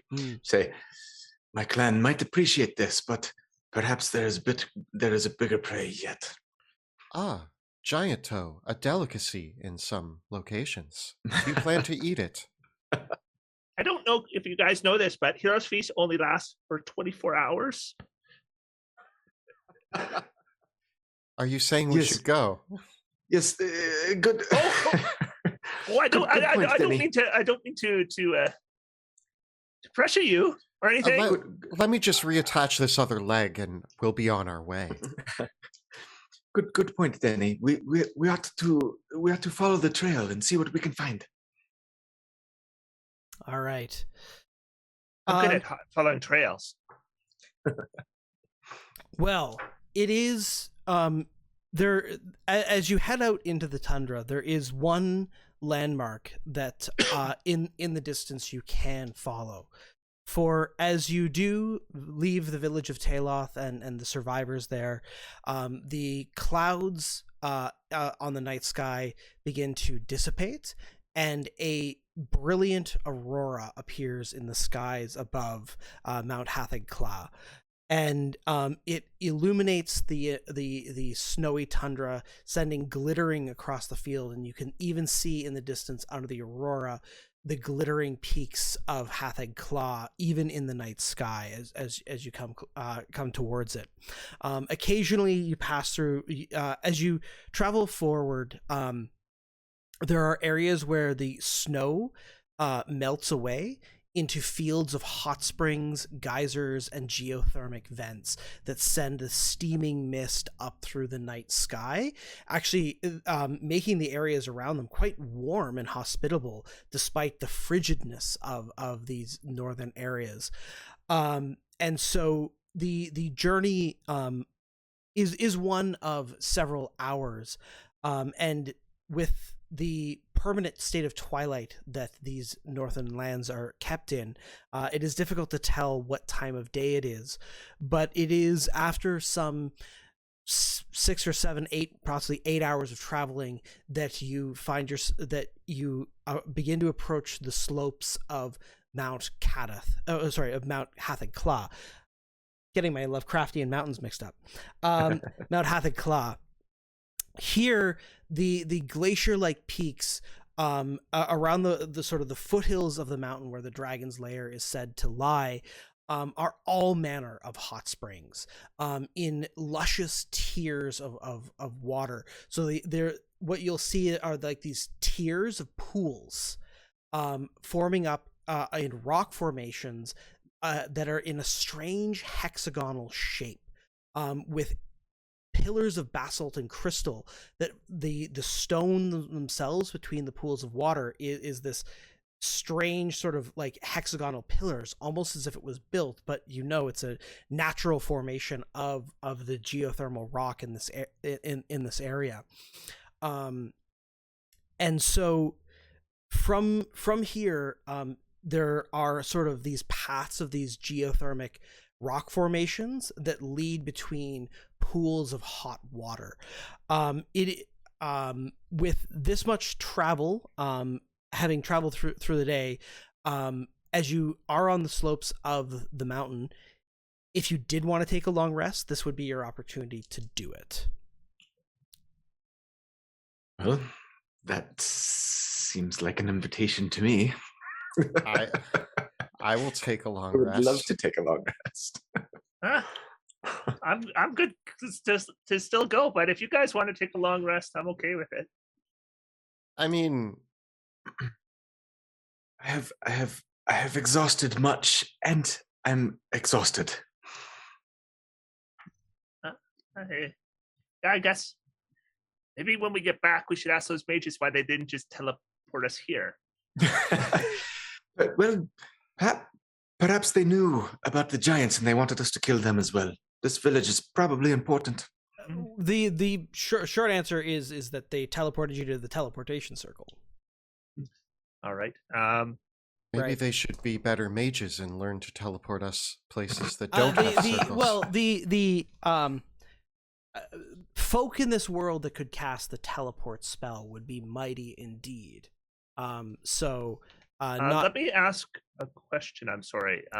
But this is actually fairly relevant to whether we take a long rest or should take a long rest. You had very generously said I had components to cast spells that were costly. Do I have enough components to do another Hero's Feast?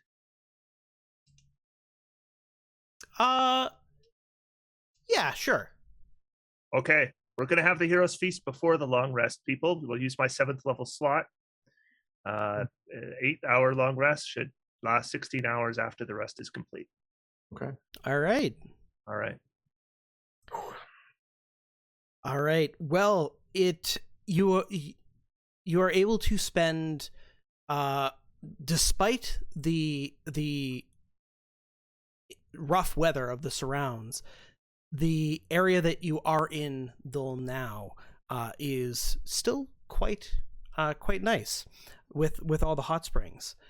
As you drift off into sleep, you are all able to get the benefits of a long rest. We won't worry too much about the details of And camping out. increase your maximum hit points by 14. Okay. Ooh.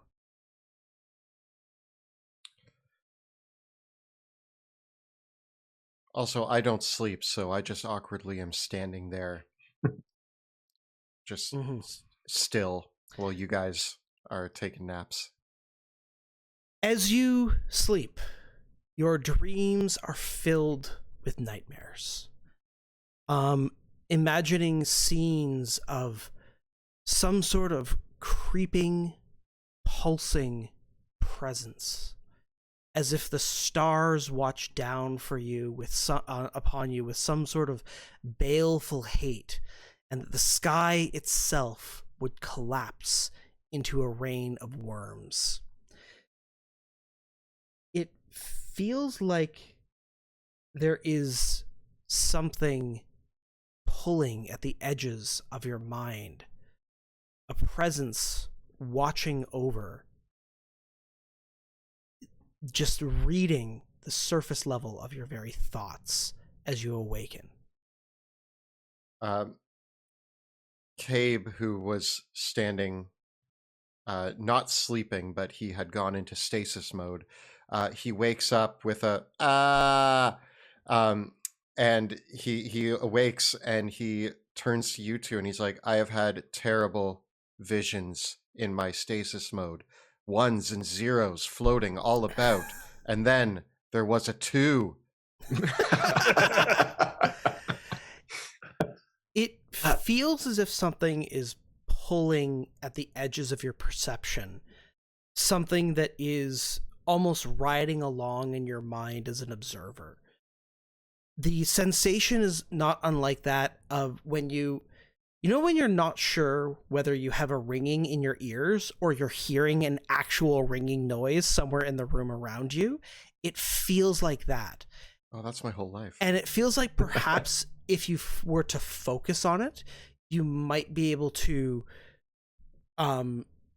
wrangle out of it, or address it in some way. But doing so almost that alone even just still sort of tugs at your sense. Did you two also dream of the number 2? You can see Dennis is shivering and curled up underneath Lynn's bed. Yes. Well, I didn't dream of the number 2, pero de tacos. Espero que les gustan tacos porque I hope that they like tacos because that's what I was dreaming about. I am unfamiliar. Whoever they are. Tacos. It is a delicacy from my homeland, from the Kadathi Mountains. I cannot eat, but I would like to see it. You know what a 2 is, but not a taco.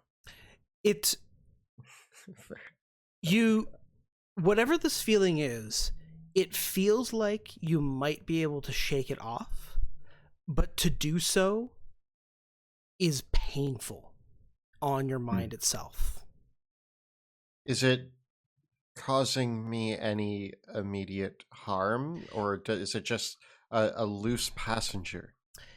That would be the best way to describe it. Just some sort of faint presence riding along in your thoughts that if you wanted to, that it feels like if you really took a sense of yourself, you could force it away from you, but to do so would be very painful on your psyche.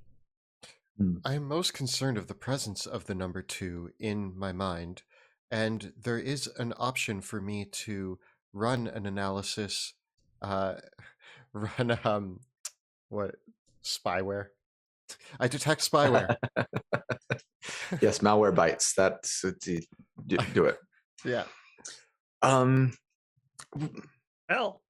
I don't know if I can help, but I know somebody who could maybe help. And I go, oh, hey, people upstairs, what is it that's in our mind? And I will use a ritual and cast divination. Awesome. As you cast the spell, the answer comes.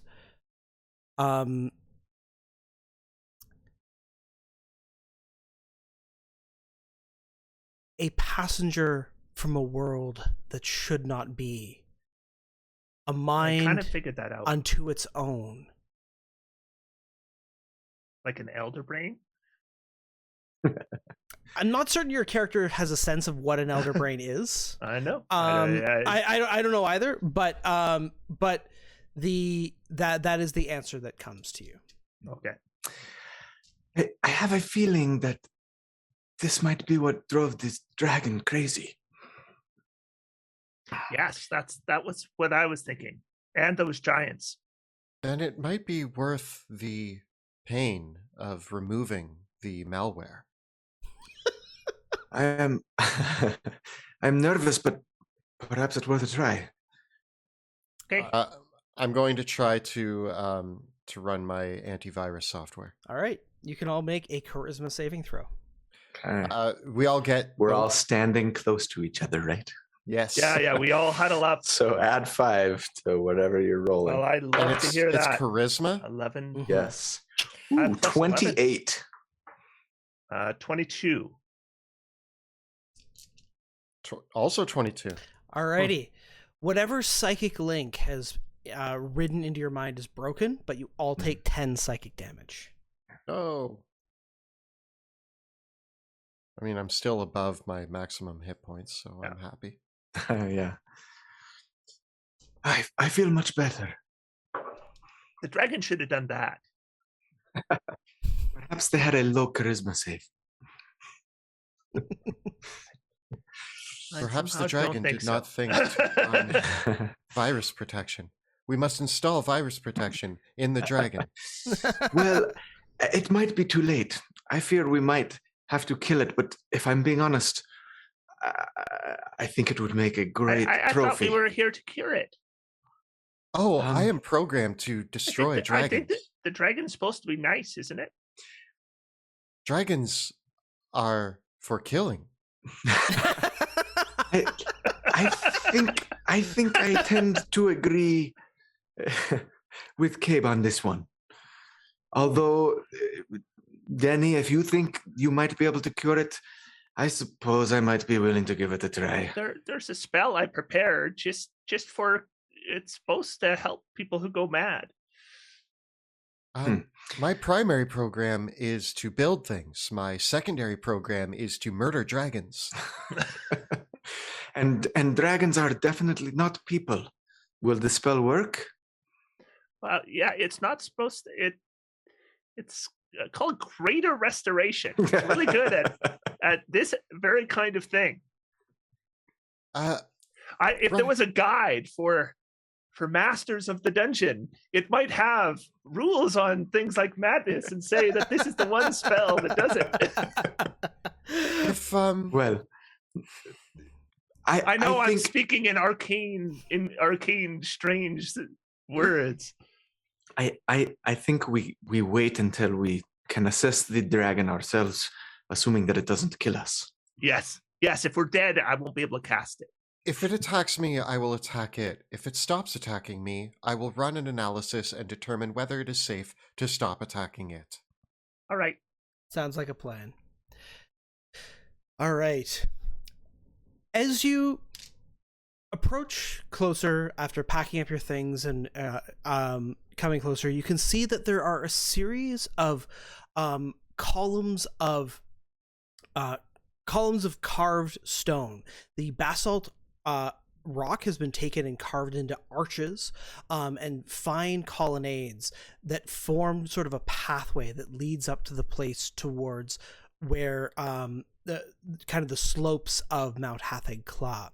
The divots in the ground from the obelisk are clear up along the path here, and it is toppled over and dug deeply into even this basalt rock as it has been dragged along. And here, though, you can see flecks and pieces of the otherworldly and peculiar material that this particular obelisk was built of, a kind of blackish, greenish, purplish, yellowish green color of undescribable hues that reflects light in all sorts of awful ways. The pools of the hot springs eventually reach up against the cliffs as this incline of Mount Hatheg Cla grows. And you see over the next sort of ridge in the distant horizon shimmering prismatic light, not coming from the aurora above, but from below.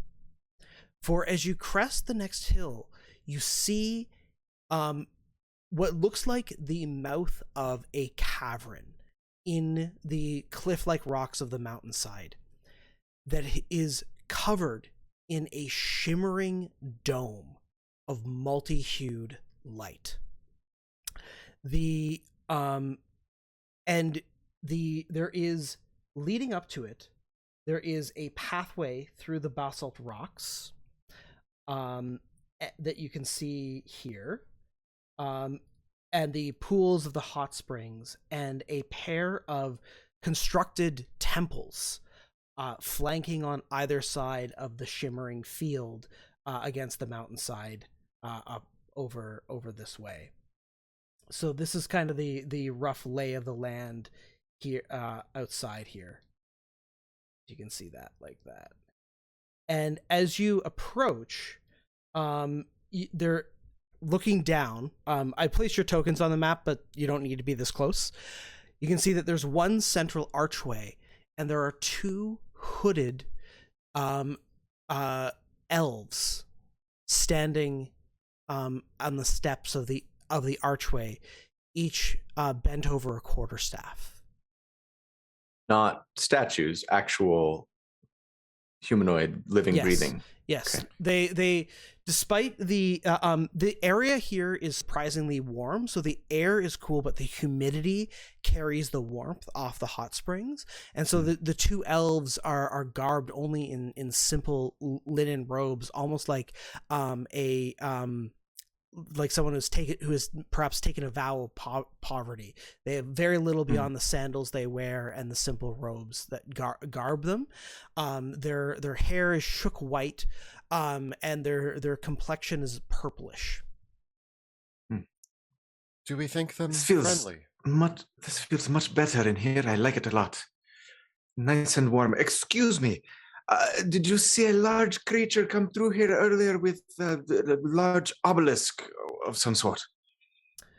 The elves, as you approach, they raise their hands up beside them, holding their staffs in the other, and they speak. Travelers, this is the abode of Sardalen the Watcher.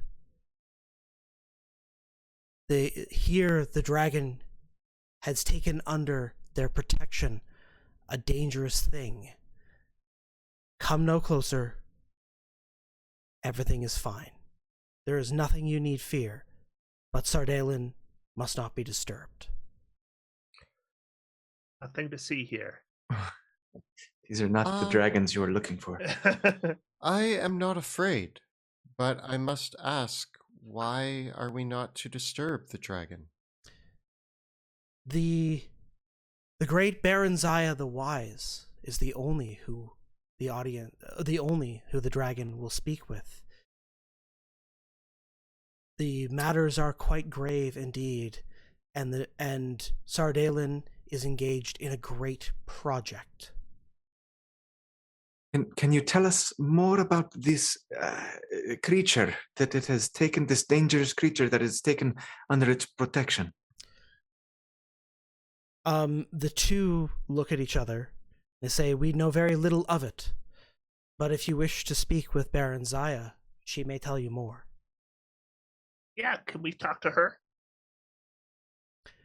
They nod and they say, "Yes, they're certainly, but she does not allow us to see Sardalen, and so she will likely not allow you either." You said she's very wise. Maybe she knows the answers to our questions. We can only hope.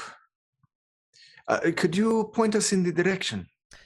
They lead you along the path here, towards the temple structure, which is a multi-platform dais with several colonnade surrounding it, and a statue of a dragon in the center.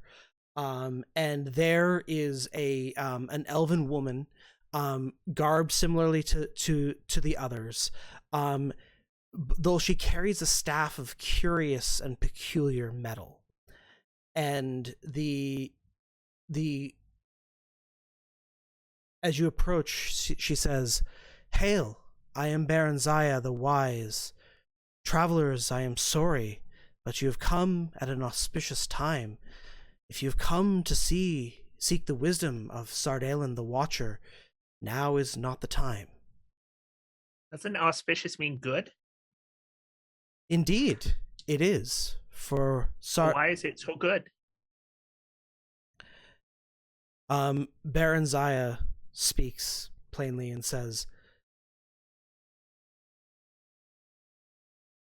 The dragon has made a great discovery, one that will help protect our world for generations to come, but must not be disturbed until their work is complete.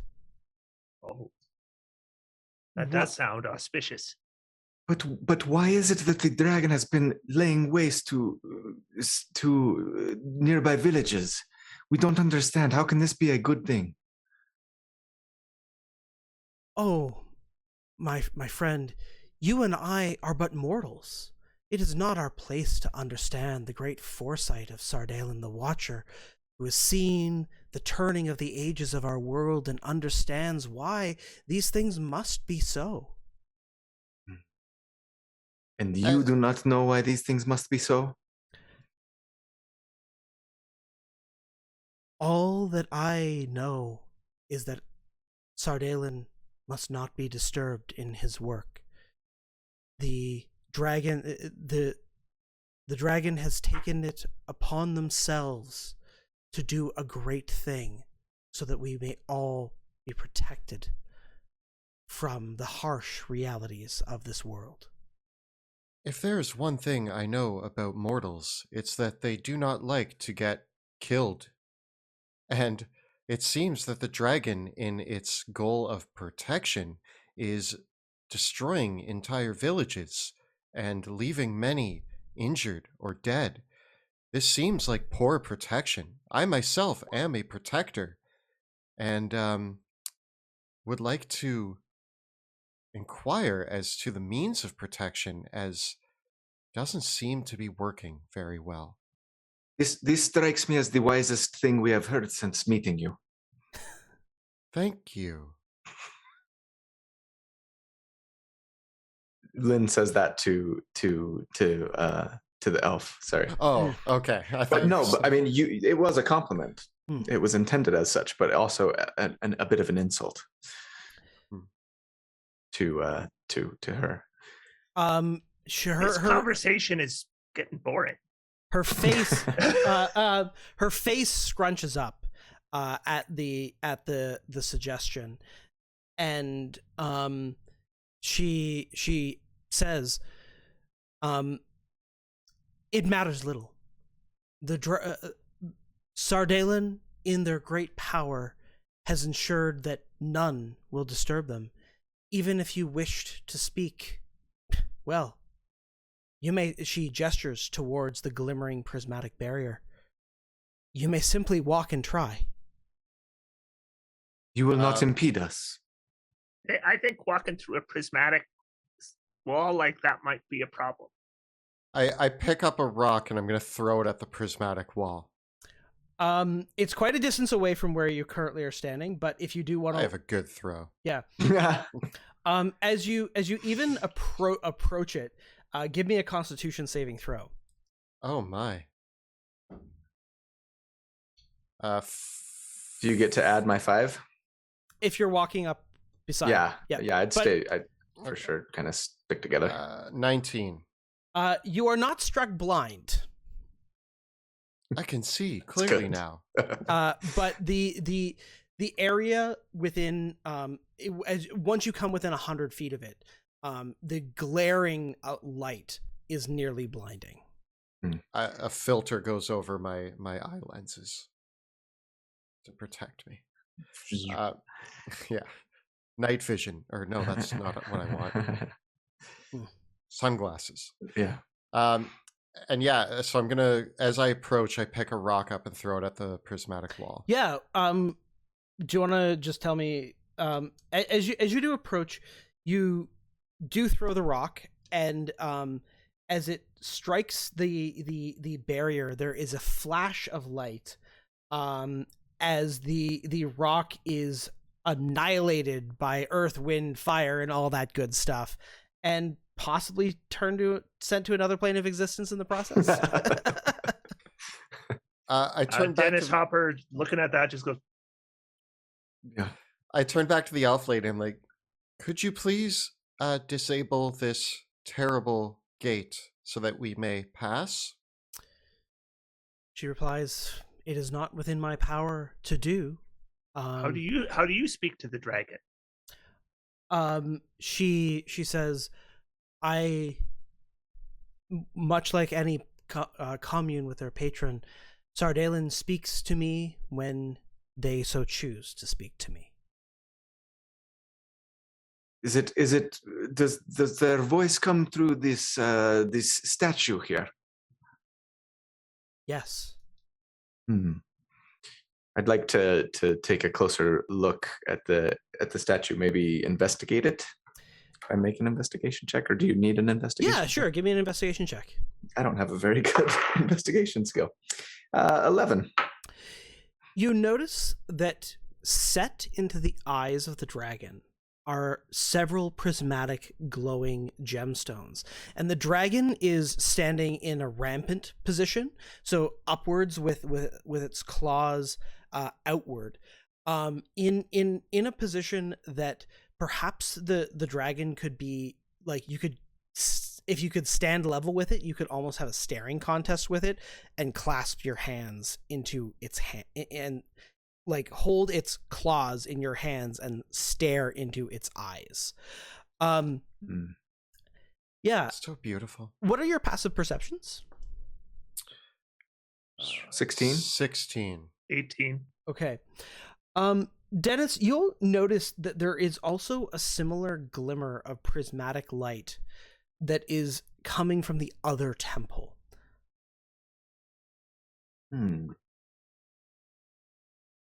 Oh, I think I know what we're going to need to be able to do here. Or a good guess. What is that, Denny? I kind of, and then like, and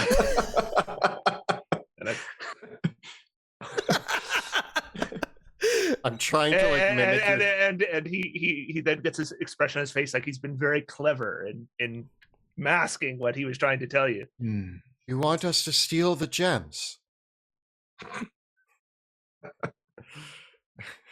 I say out loud with... Oh, no, and I didn't say destroy them either. So... That isn't what he said. I would be curious to investigate this other temple first. See what is over there. Okay.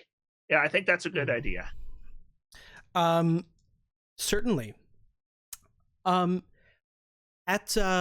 Heading over to the other temple is a parallel colonnade, and here, floating in midair, made of a strange prismatic metal, is a large sphere.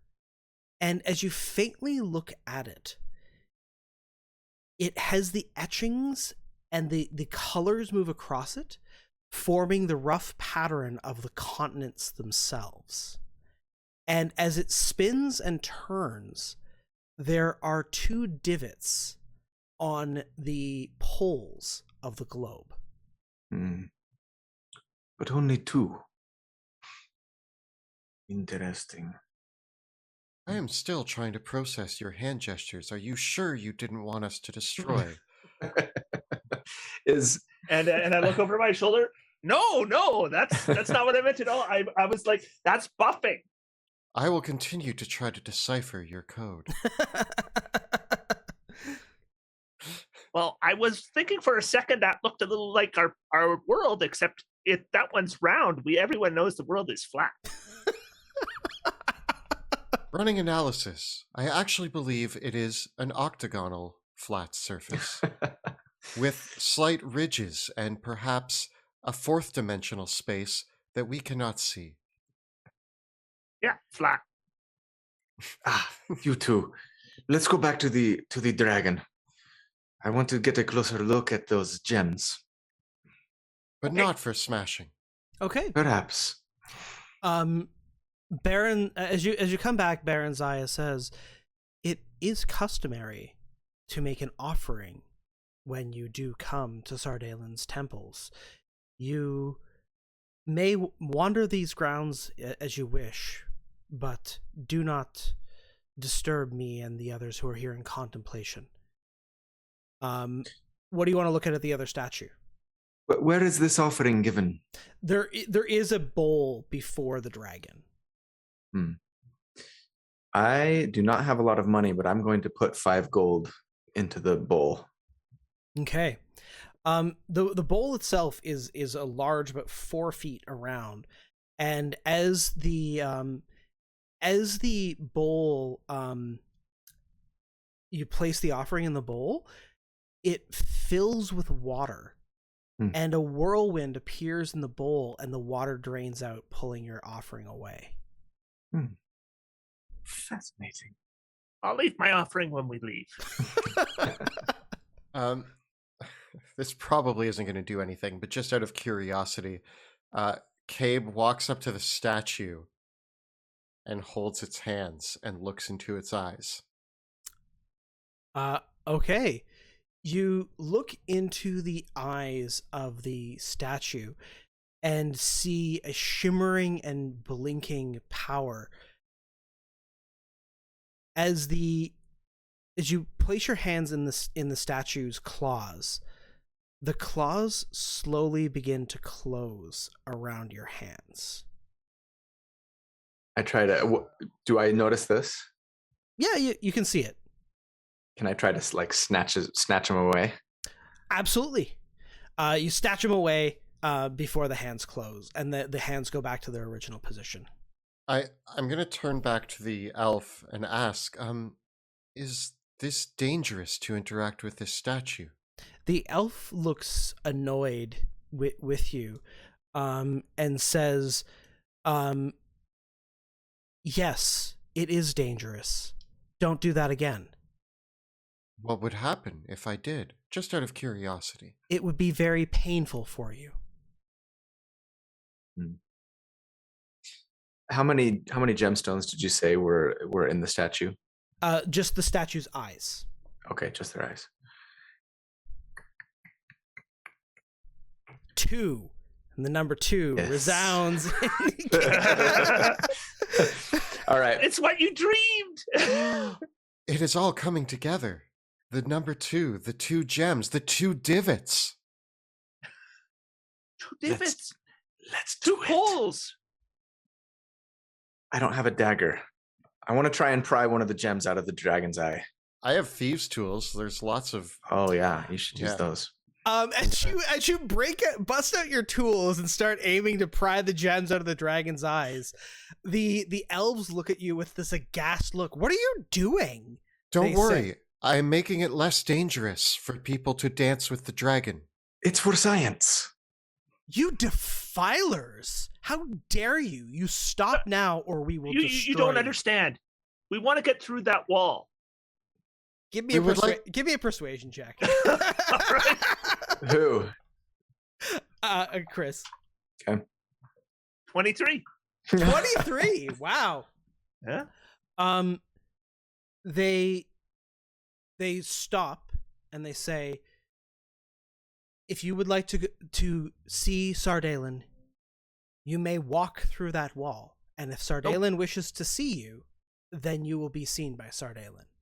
But did you see the rock? If we walk through the wall, we will possibly get burned, frozen, a number of other things. Also, you have said yourself that looking into this statue too closely is dangerous. We are here to protect people. Therefore, to protect you, we need to dismantle the dangerous parts of this statue to help us get through the dangerous wall. Then you can talk to your patron more easily. Again, very wise, this one. Also, I would just point out that if he wants to talk to us, then he might let us through. But if he doesn't want to talk to us, then we'll be vaporized. But if there was no wall, then it doesn't really. Then we could just walk through. It just seems like a much smarter idea to see if we can get this wall down. We call this a win-win scenario. The elves, a look of fury comes upon the faces of the elves as the group of them say, "You are proposing defiling this sacred place of contemplation and deep learning. If you will not, she's doing it right now. If you will not act with respect, you must leave." We are proposing safety measures be put in for better acts of worship. But Lynn says, but if this is not something you will allow, then we are happy to remove you from the equation and we will proceed about our business. We need to talk to the dragon and we do not wish to be vaporized. Do you mean killing them? If that's what it takes, yes. She means killing you. We're doing a lot of talking here. We should be going through that wall already, but it's not down yet because we keep talking. At this stage, the three elves are horrified at what you have suggested, and they simply say, "So you will choose violence then? You would just attack us to..." No, we're going to take the gems out of this statue and try to remove the wall. Are you going to choose violence? We will stop you if you do. You will try. All right. Well, I don't think so. And yeah, you can roll in that initiative money. All right, let's do it. Let's do it. Okay. I announce. Okay, let's get it going. Oh, I might have won. Boo. All right, let's just get everyone positioned a little bit more carefully here.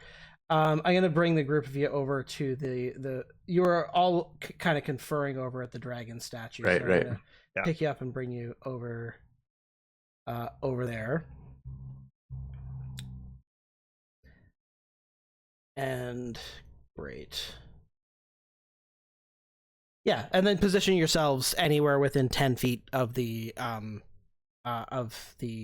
that area there, and I will just zoom in for our lovely audience so they can see a little bit better what's going on. There we go. Ennis, you can stay behind me. Okay. Very good. What do we got? 31. Wow. 17. Okay. 7. Oh. Okay.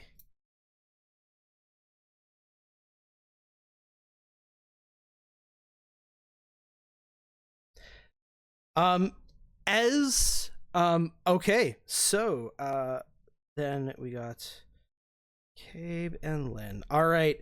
Well, Dennis, it looks like you are kicking off these hostilities here. All right. I am using a 5th level slot. I am casting Conjure Animals. This time it will be wolves, 16 of them. Cool. And this time you're going to get counterspelled. Oh. 5th level. Okay. Yep, with a 16 to counterspell. And I go, whoops. As one of the elves reaches their hand up with the spell and says, "Dare not defile this place with your horrific magic." And yeah. All right. Yeah. So anything else? Yes. I go, oh, and then I go here. Are you running away? I told you to stay close to me. And yeah, you just see the back of his head. He doesn't even turn his head when you ask if he's running away. Okay. As you hop, skip, and jump away, Baron Zaya fixes her attention and does two things. First of all, she calls out and speaks a blasphemous utterance. And there is a writhing cloud of blades and tentacles that appears in the air. And I'm just gonna check my ruler here. Yeah. And as it appears in the air, right behind you there, Dennis, taking the shape of a horrific metallic spider with bladed limbs. And then with her bonus action, she will cast Spiritual Weapon. And token here.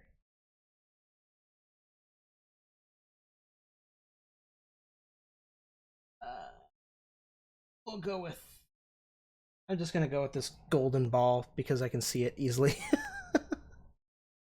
And it will appear beside Cabe and come in swinging down on you, Cabe. And I'm going to upcast the spiritual weapon to a 6th level spell slot.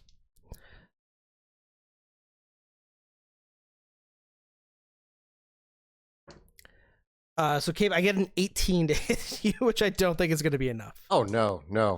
I don't even notice. Like, I'm still facing her, and it just hits my armor and bounces off. The spiritual weapon takes the form of almost a bladed draconic wing, made of glimmering energy. Okay. And she will move up back over here with her remaining movement. All right. Cabe, it is your turn. I am going to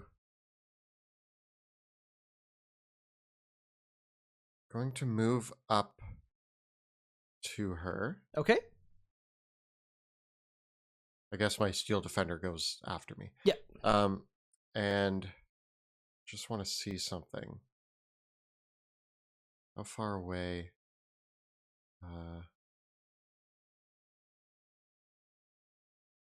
Yeah, let's run some damage control here. I'm gonna grab my little hammer on my belt, and I am going to attempt to vortex warp the spider that appeared in front of Dennis and bring it in front of me instead. Okay. So you're great. So I need to make a Constitution saving throw? Yes. Okay. I don't have magic resistance. I get a 16.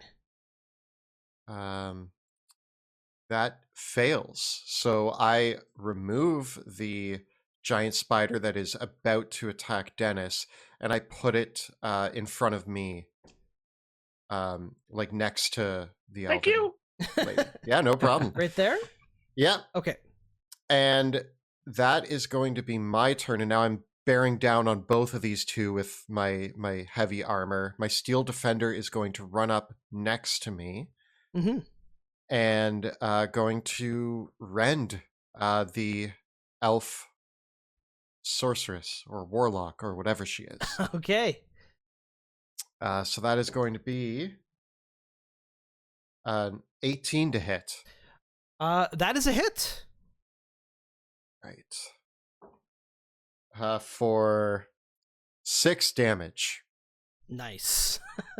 Yeah, Every little bit not helps. much, but I did what I needed to do. Okay. Anything else, sir?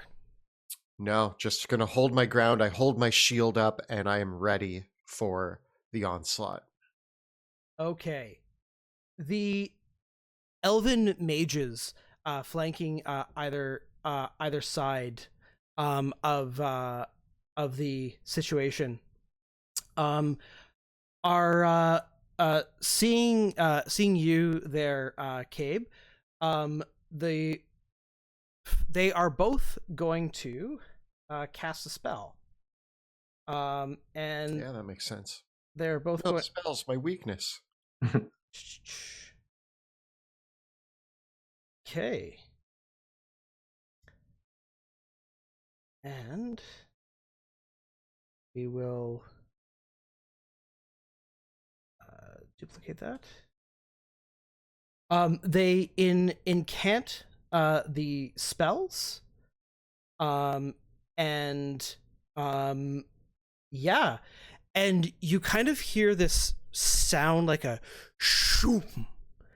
And a shimmer in the air as their spells come into effect, but you can't see where they are, but they've cast Wall of Force. But we don't know where. I mean, the Wall of Force is invisible, so Okay. so ostensibly, yeah, you don't know exactly where the Wall of Force would be in this case. Well, would you look at that? I mean, you can't look at it, so somebody's gonna do like a dog through a screen. Somebody's door. going to run through it, and then they're going to find out where it is. Yeah, or run into it, I should say. They won't run through it. They'll abruptly stop. Yeah. Okay. So, in that case, then our other little friend here, the spindly spider, is going to fire its paralyzing beam at you, Cabe. So give me a Constitution saving throw. Okay. All right. I was hoping it was just gonna, try to hit me a bunch, but okay. That's gonna be a 28. Okay, you are not paralyzed for 1 minute. It's still going to attack you with its forelegs, Cool. getting not enough to hit you with either of them. And they bounce off of me. I don't even Clang, notice. clang. Yep, clang clang. Okay. With that, we go to Lynn. Okay, Lynn is going to just run forward at full speed, oblivious to any potential wall of force that may be in front of her. And smash into the wall of force. All right, kapong, careen off it, and then she'll just be like, there, I guess, is where you would smash it. She'll put her hands up and just be like, and cast Misty Step as a bonus action. Okay. And bamf, right up there. Okay. Nice. And unfortunately, that means I have cast a spell as a bonus action. But nevertheless, I will. So that means no more spells unless they're cantrips, and I'm just gonna go ahead and take some swings at this this elven cleric Alrighty. lady. In fact, I'm going to use, before I do that, sorry, I'm actually going to use my, where did it go? Come on. Oath of Conquest. Which, wait a minute, I'm confusing this with Vengeance Paladin. Never mind, I'm not going to do that. I get my Paladin oaths confused sometimes. So I'm just going to make some attacks. Okay. First attack is a 17 to hit. That is a hit. Okay. For it's not very good rolls. 10 damage. Okay. And then the second attack is much better. Higher, that is 27 to hit. For 11 damage. Sorry. Alrighty. No, sorry. 13 damage. Math is hard, apparently. Math is hard. Fortunately, I can just adjust whatever. Great. Yep. And that was my bonus action and my actions. All right. She And cries I'm done. out as the the damage comes in there. Okay. So we now go to Dennis. All right, just verifying my distances. All right, I will cast another Conjure Animals with a 5th level slot. Okay. Now, here's the question. Can you conjure an animal on the other side of a wall of force? I don't think so. Because you are in a wall of force. Yes. I'm the one in the Wall of Force. There were two spells cast, right? Yeah. Two for two mages. Okay. Well, I was planning to have them surround me. So I guess it depends how big the Wall of Force is, but one way or the other, if they either can't be conjured or they're going to be trapped in here with me. Okay. Because I don't know if you're targeting. If I'll let you conjure the creatures, but I like this is where I'm not clear because it's invisible. You can see the space, but can the conjured creature appear On the other side. on the other side? Yeah, we were having this debate or this discussion. It wasn't really a debate. So I think it's up to you, Monty. Roll. You know what? Roll a d6 on a 4 or more. The answer is yes. Okay. Leave it to the dice. It's a 2. Okay. All right. Yeah, because I honestly I don't know, and I don't know what the precedent I'm going to set by making that ruling is. Yeah. So the creatures can appear around you though in the area. In the area. They'll appear around me, and they're going to kind of map out the edges of this wall of force I'm in. Okay. Basically, it's a 10-foot radius right on top of you, like the dome. Yeah. Well, here's where I show how great druids are at teleport spells. I don't have a teleport spell. Oh, All right. okay. So And I don't have a disintegration spell. I see that I'm completely surrounded. I'm going, well, I'm really safe in here. I start petting the velociraptors. I'll start putting them on. Well, you guys take your turns. Oh, I guess I should have not forgotten to use my legendary actions. Yeah. You should have forgotten. Okay, so I guess I'll use the one of her attacks now. And so I do get to attack with my little staff, and I think that she will go for you, Cabe. My steel defender is going to impose disadvantage using deflect attack. Well, that turns a crit into a 25. Oh man, my AC is 25. But at least it's not a crit. Shield. If you want. Yeah, I'll shield. Let's shield. All right. In that case, it's her turn proper. And yeah, let's do this thing. Now we're gonna go into DM interpretation land, and see what we can do with this. Oops, that's not what I wanted to do. Okay. All right. Where is it? There we go. So yeah, so she is going to cast a spell. Oh, I guess we know where that is now.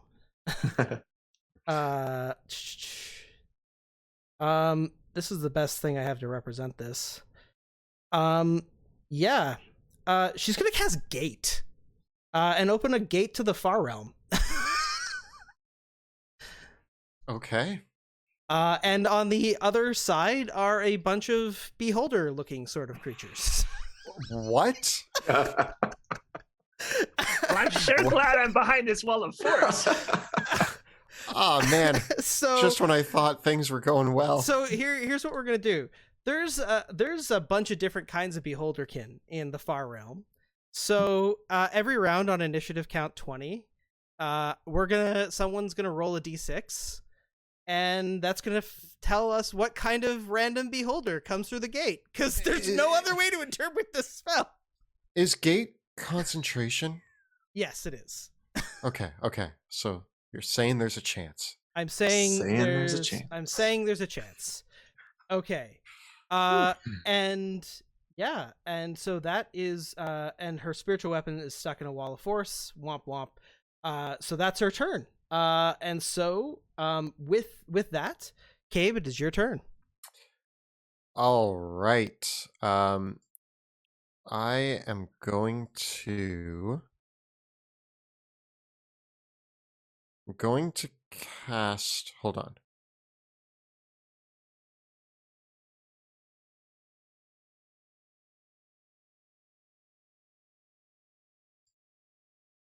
No, I'm not going to cast. I think I'm just gonna lay into her, try to knock that gate out. Okay. So I'm going to attack with my Morning Star. All right. Getting a 27 to hit. Okay. I'm going to use my what is it called? Arcane Jolt. That's going to be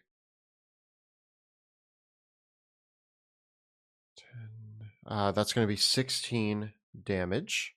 Okay. I'm going to attack again. That's going to be 21 to hit. All right. For another 9 damage. And I pass both my concentration checks. Yeah, that's fair. I was hoping for some low rolls. Okay. Well, in that case, my anything else?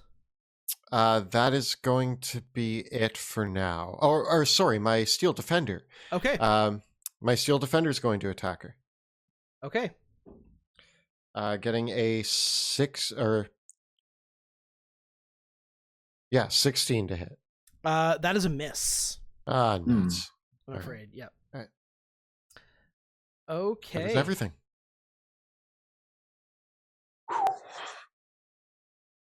All right. Well, the dark elves that are the one that's concentrating on that wall of force, that's not doing anything for anybody right now. I mean, it's keeping your spiritual weapon at bay, yeah, so I'm here for it. It is. Okay. Well, I think what we will do is this. He's gonna drop the wall of force out to begin with. And what he will then do is he is going to cast telekinesis. And is going to try to pick up with telekinesis Cabe. Huh.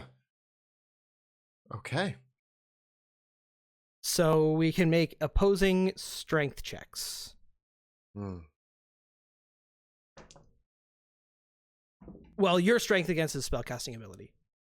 Well, I rolled a natural 20. Am I using my Woo. saving throw or my Your strength, it's a strength check.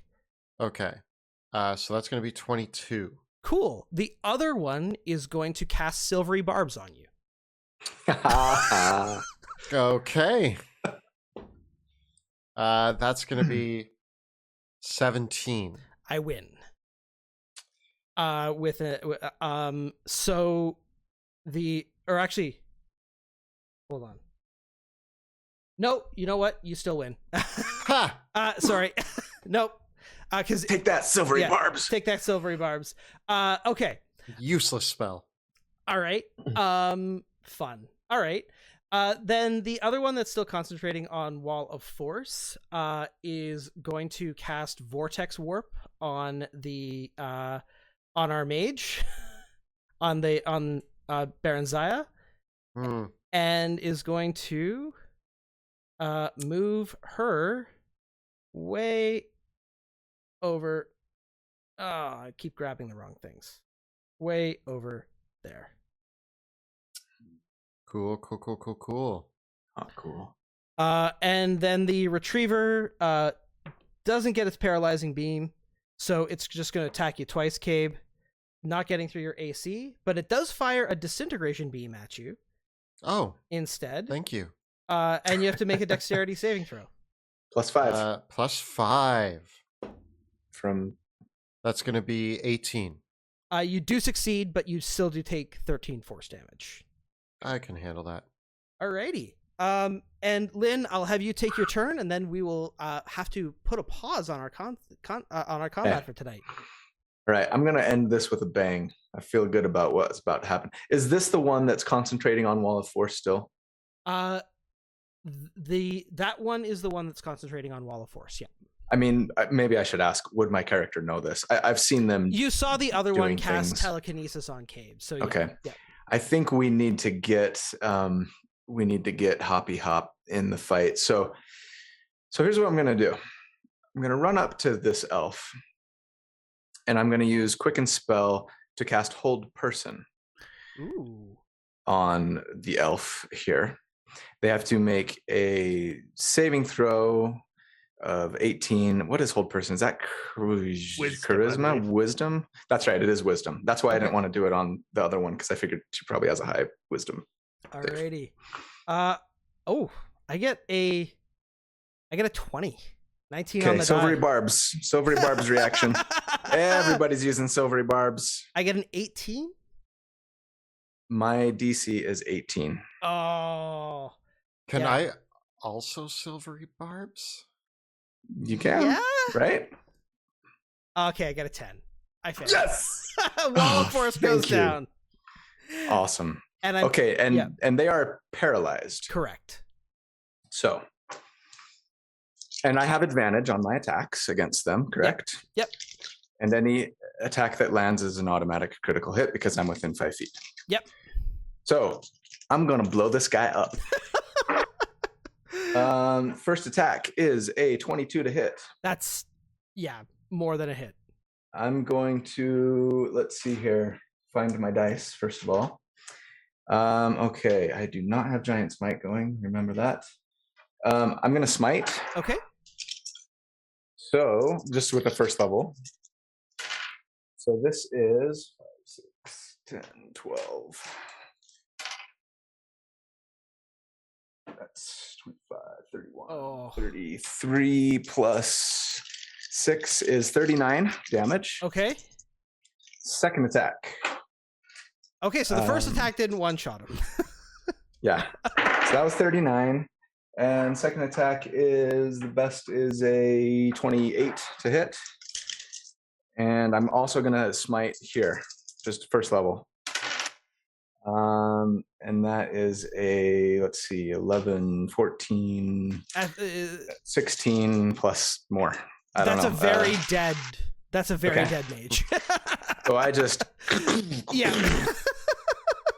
And then, let's see. Okay, he's down. Gosh, I need to get to... I've used my bonus action. I've cast a spell. I have, what, 10 feet of movement left? It's not going to get me to her. But I'm going to try, I suppose. Well, you know what? No, I want you to still have your saving throw bonus. So I'm going to use my... I'll get her back. Don't worry. Okay, I'm going to use my remaining 20 feet of move speed then. 1, 2, 3, 4. I guess I'll just go here to kind of be ready for, well, whatever I can be ready for. All right. And with the that's it. End of the round, that's where we'll wrap up for this evening. Okay. Put that one on pause. We'll leave the tokens down where they are and come back to this one next week. Nice. Exciting. Thanks, everybody. Boy. That was a lot of fun. Yeah, that was super fun. cool. Yeah, thank you so much, Chris and Colby. It's so much fun to play with you guys. What a challenge. And Kelly, thank you as always. Another I'm big, just here to have fun. Big thank you. I'm having a great time. The map that we're playing on tonight was actually made by one of our patrons, Gav of Really Gavatone cool Mats. looking. Yeah, so he designed the maps for this location and the Dragon's Lair when we actually get there.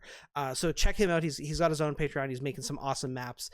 So definitely a big thanks there. We used all of our tokens from Roll20 and from all the official D&D art, and we got some awesome spell effects by Gabriel Picard that we use as well. So if you're looking for where we use this, we're playing on Roll20, all that cool stuff. Chris, where can people find what you do? Just go to YouTube, Google Treantmonk's Temple, and you will find my channel. Awesome. And Colby?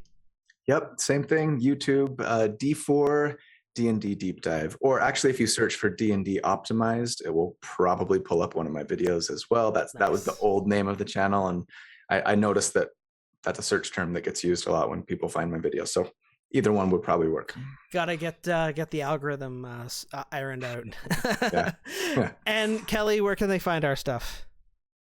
We are the Dungeon Dudes, so you can hit us up on YouTube by looking for Dungeon Dudes. You can also find us on Twitter, Instagram, Facebook, and you can also check out our Twitch streams, which happen, on Tuesday nights. Yeah. We are doing this collaborative game this week and next week. After that, we are doing 2 weeks of me running Monster of the Week. And then after that, we are taking a week off and then returning with season 3 of Drakenheim. Nice. So yeah, you can make sure to check all of that out. If you're not up to date on Drakenheim, we have all of the videos up for viewing on our YouTube channel. And you can also check us out as an audio-only podcast. That is Dungeons of Drakenheim and Shadows of Drakenheim. So watch all our videos. Check us out at youtube.com/dungeon_dudes. Awesome. Okay. Well, with that, thank you all so much. We will be back here same time next Tuesday to wrap up our little one-shot romp. So thank you all so much, and we will see you all next week. Thanks, everybody. See ya. Right. So that was fun. And about as dangerous as I feared and hoped, I suppose. Yeah, it was a good time. I feel like I definitely made some mistakes. I have some regrets. Just to give you guys a little bit of background. So when Kelly and Chris and I were kind of talking and planning our characters, Kelly really wanted to play an artificer. He really wanted to play this battlesmith that could get up to like a 30 AC with a shield spell, and we were like, great, go for it. And then we were also kind of saying, one of us ought to play a paladin to level 6 at least, so that we can all kind of benefit from Aura of Protection.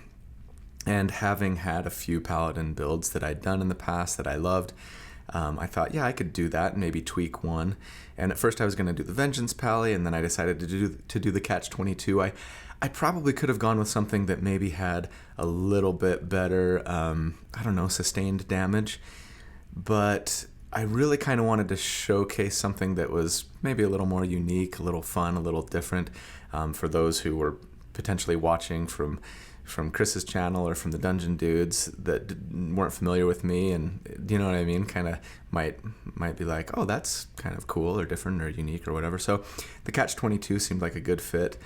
Unfortunately, I didn't get to take a lot of advantage of what makes that build so cool, I think, which is kind of putting the enemy in this sort of damned if they do, damned if they don't situation, thanks to Booming Blade and Cloud of Daggers, because they were storm giants who were immune to thunder damage, so there was no catch. And the damage that they took was much reduced, not suffering anything from Booming Blade.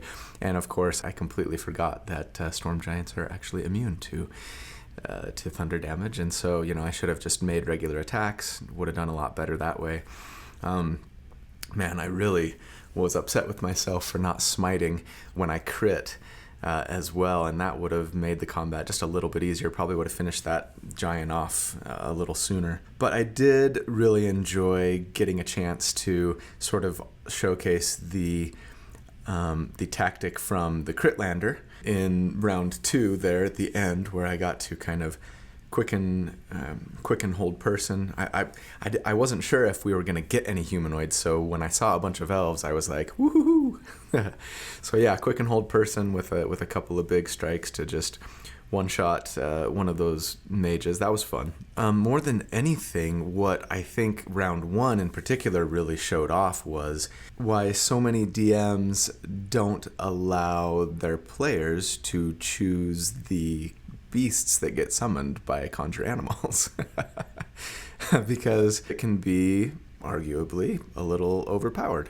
And I don't fault Chris, by the way, at all for doing it. I mean, it's a good thing that he did, because had he not, I'm sure we would have TPK'd on that first round. You know, not that there aren't ways to counter it. Obviously, the AoE damage from the Storm Giants was cool. I loved Monty's little trick of just lightning striking himself, essentially, to get rid of all those raptors. But even just with one round, they did great work, right? With Chris being able to just kind of hide himself and stay safe essentially the whole time. And yeah, you know, that first combat was really tough. I mean, 3 level 13 characters going up against 3 challenge rating 13 enemies. That's a little beyond deadly, right? As per the encounter builder guide. But Monty kind of told us at the beginning that he was not really planning on using the encounter builder at all, because it's sort of notoriously, I think, not particularly accurate when trying to determine what is actually considered hard or deadly, especially at higher character levels. And I don't think he'd mind me sharing this, that, you know, during the break, we were kind of, Chris and Kelly and I were all a little bit like, that was round 1. We're toast. And we weren't anticipating getting a long rest. But he, you know, Monty was sort of like, yeah, I was planning on using, you know, that first one as a gauge to, you know, determine how difficult I needed my other encounters to be. So now I know, and that was useful. And, you know, why don't we plan on getting a long rest here? I wasn't sure if I was going to let you guys do that, but obviously, you know, that might have been just a little beyond what you're capable of for, you know, if we're going to do 3 encounters. So that was welcome and appreciated. But still, you know, here we are sitting in the middle of round 2, essentially. We've offed one of the wizards, but that cleric opened some sort of gate, and there's a bunch of beholders on the other side. So if we can't get rid of them, or at the very least break their concentration in the near future, I don't think it looks particularly promising for us. So anyway, we had a lot of fun with it. I hope you enjoyed it. And yeah, stay tuned for next week, when we will finish off with part 2 of the one-shot. And until then, have a good one, and love you guys. Hope to see you soon. Take care.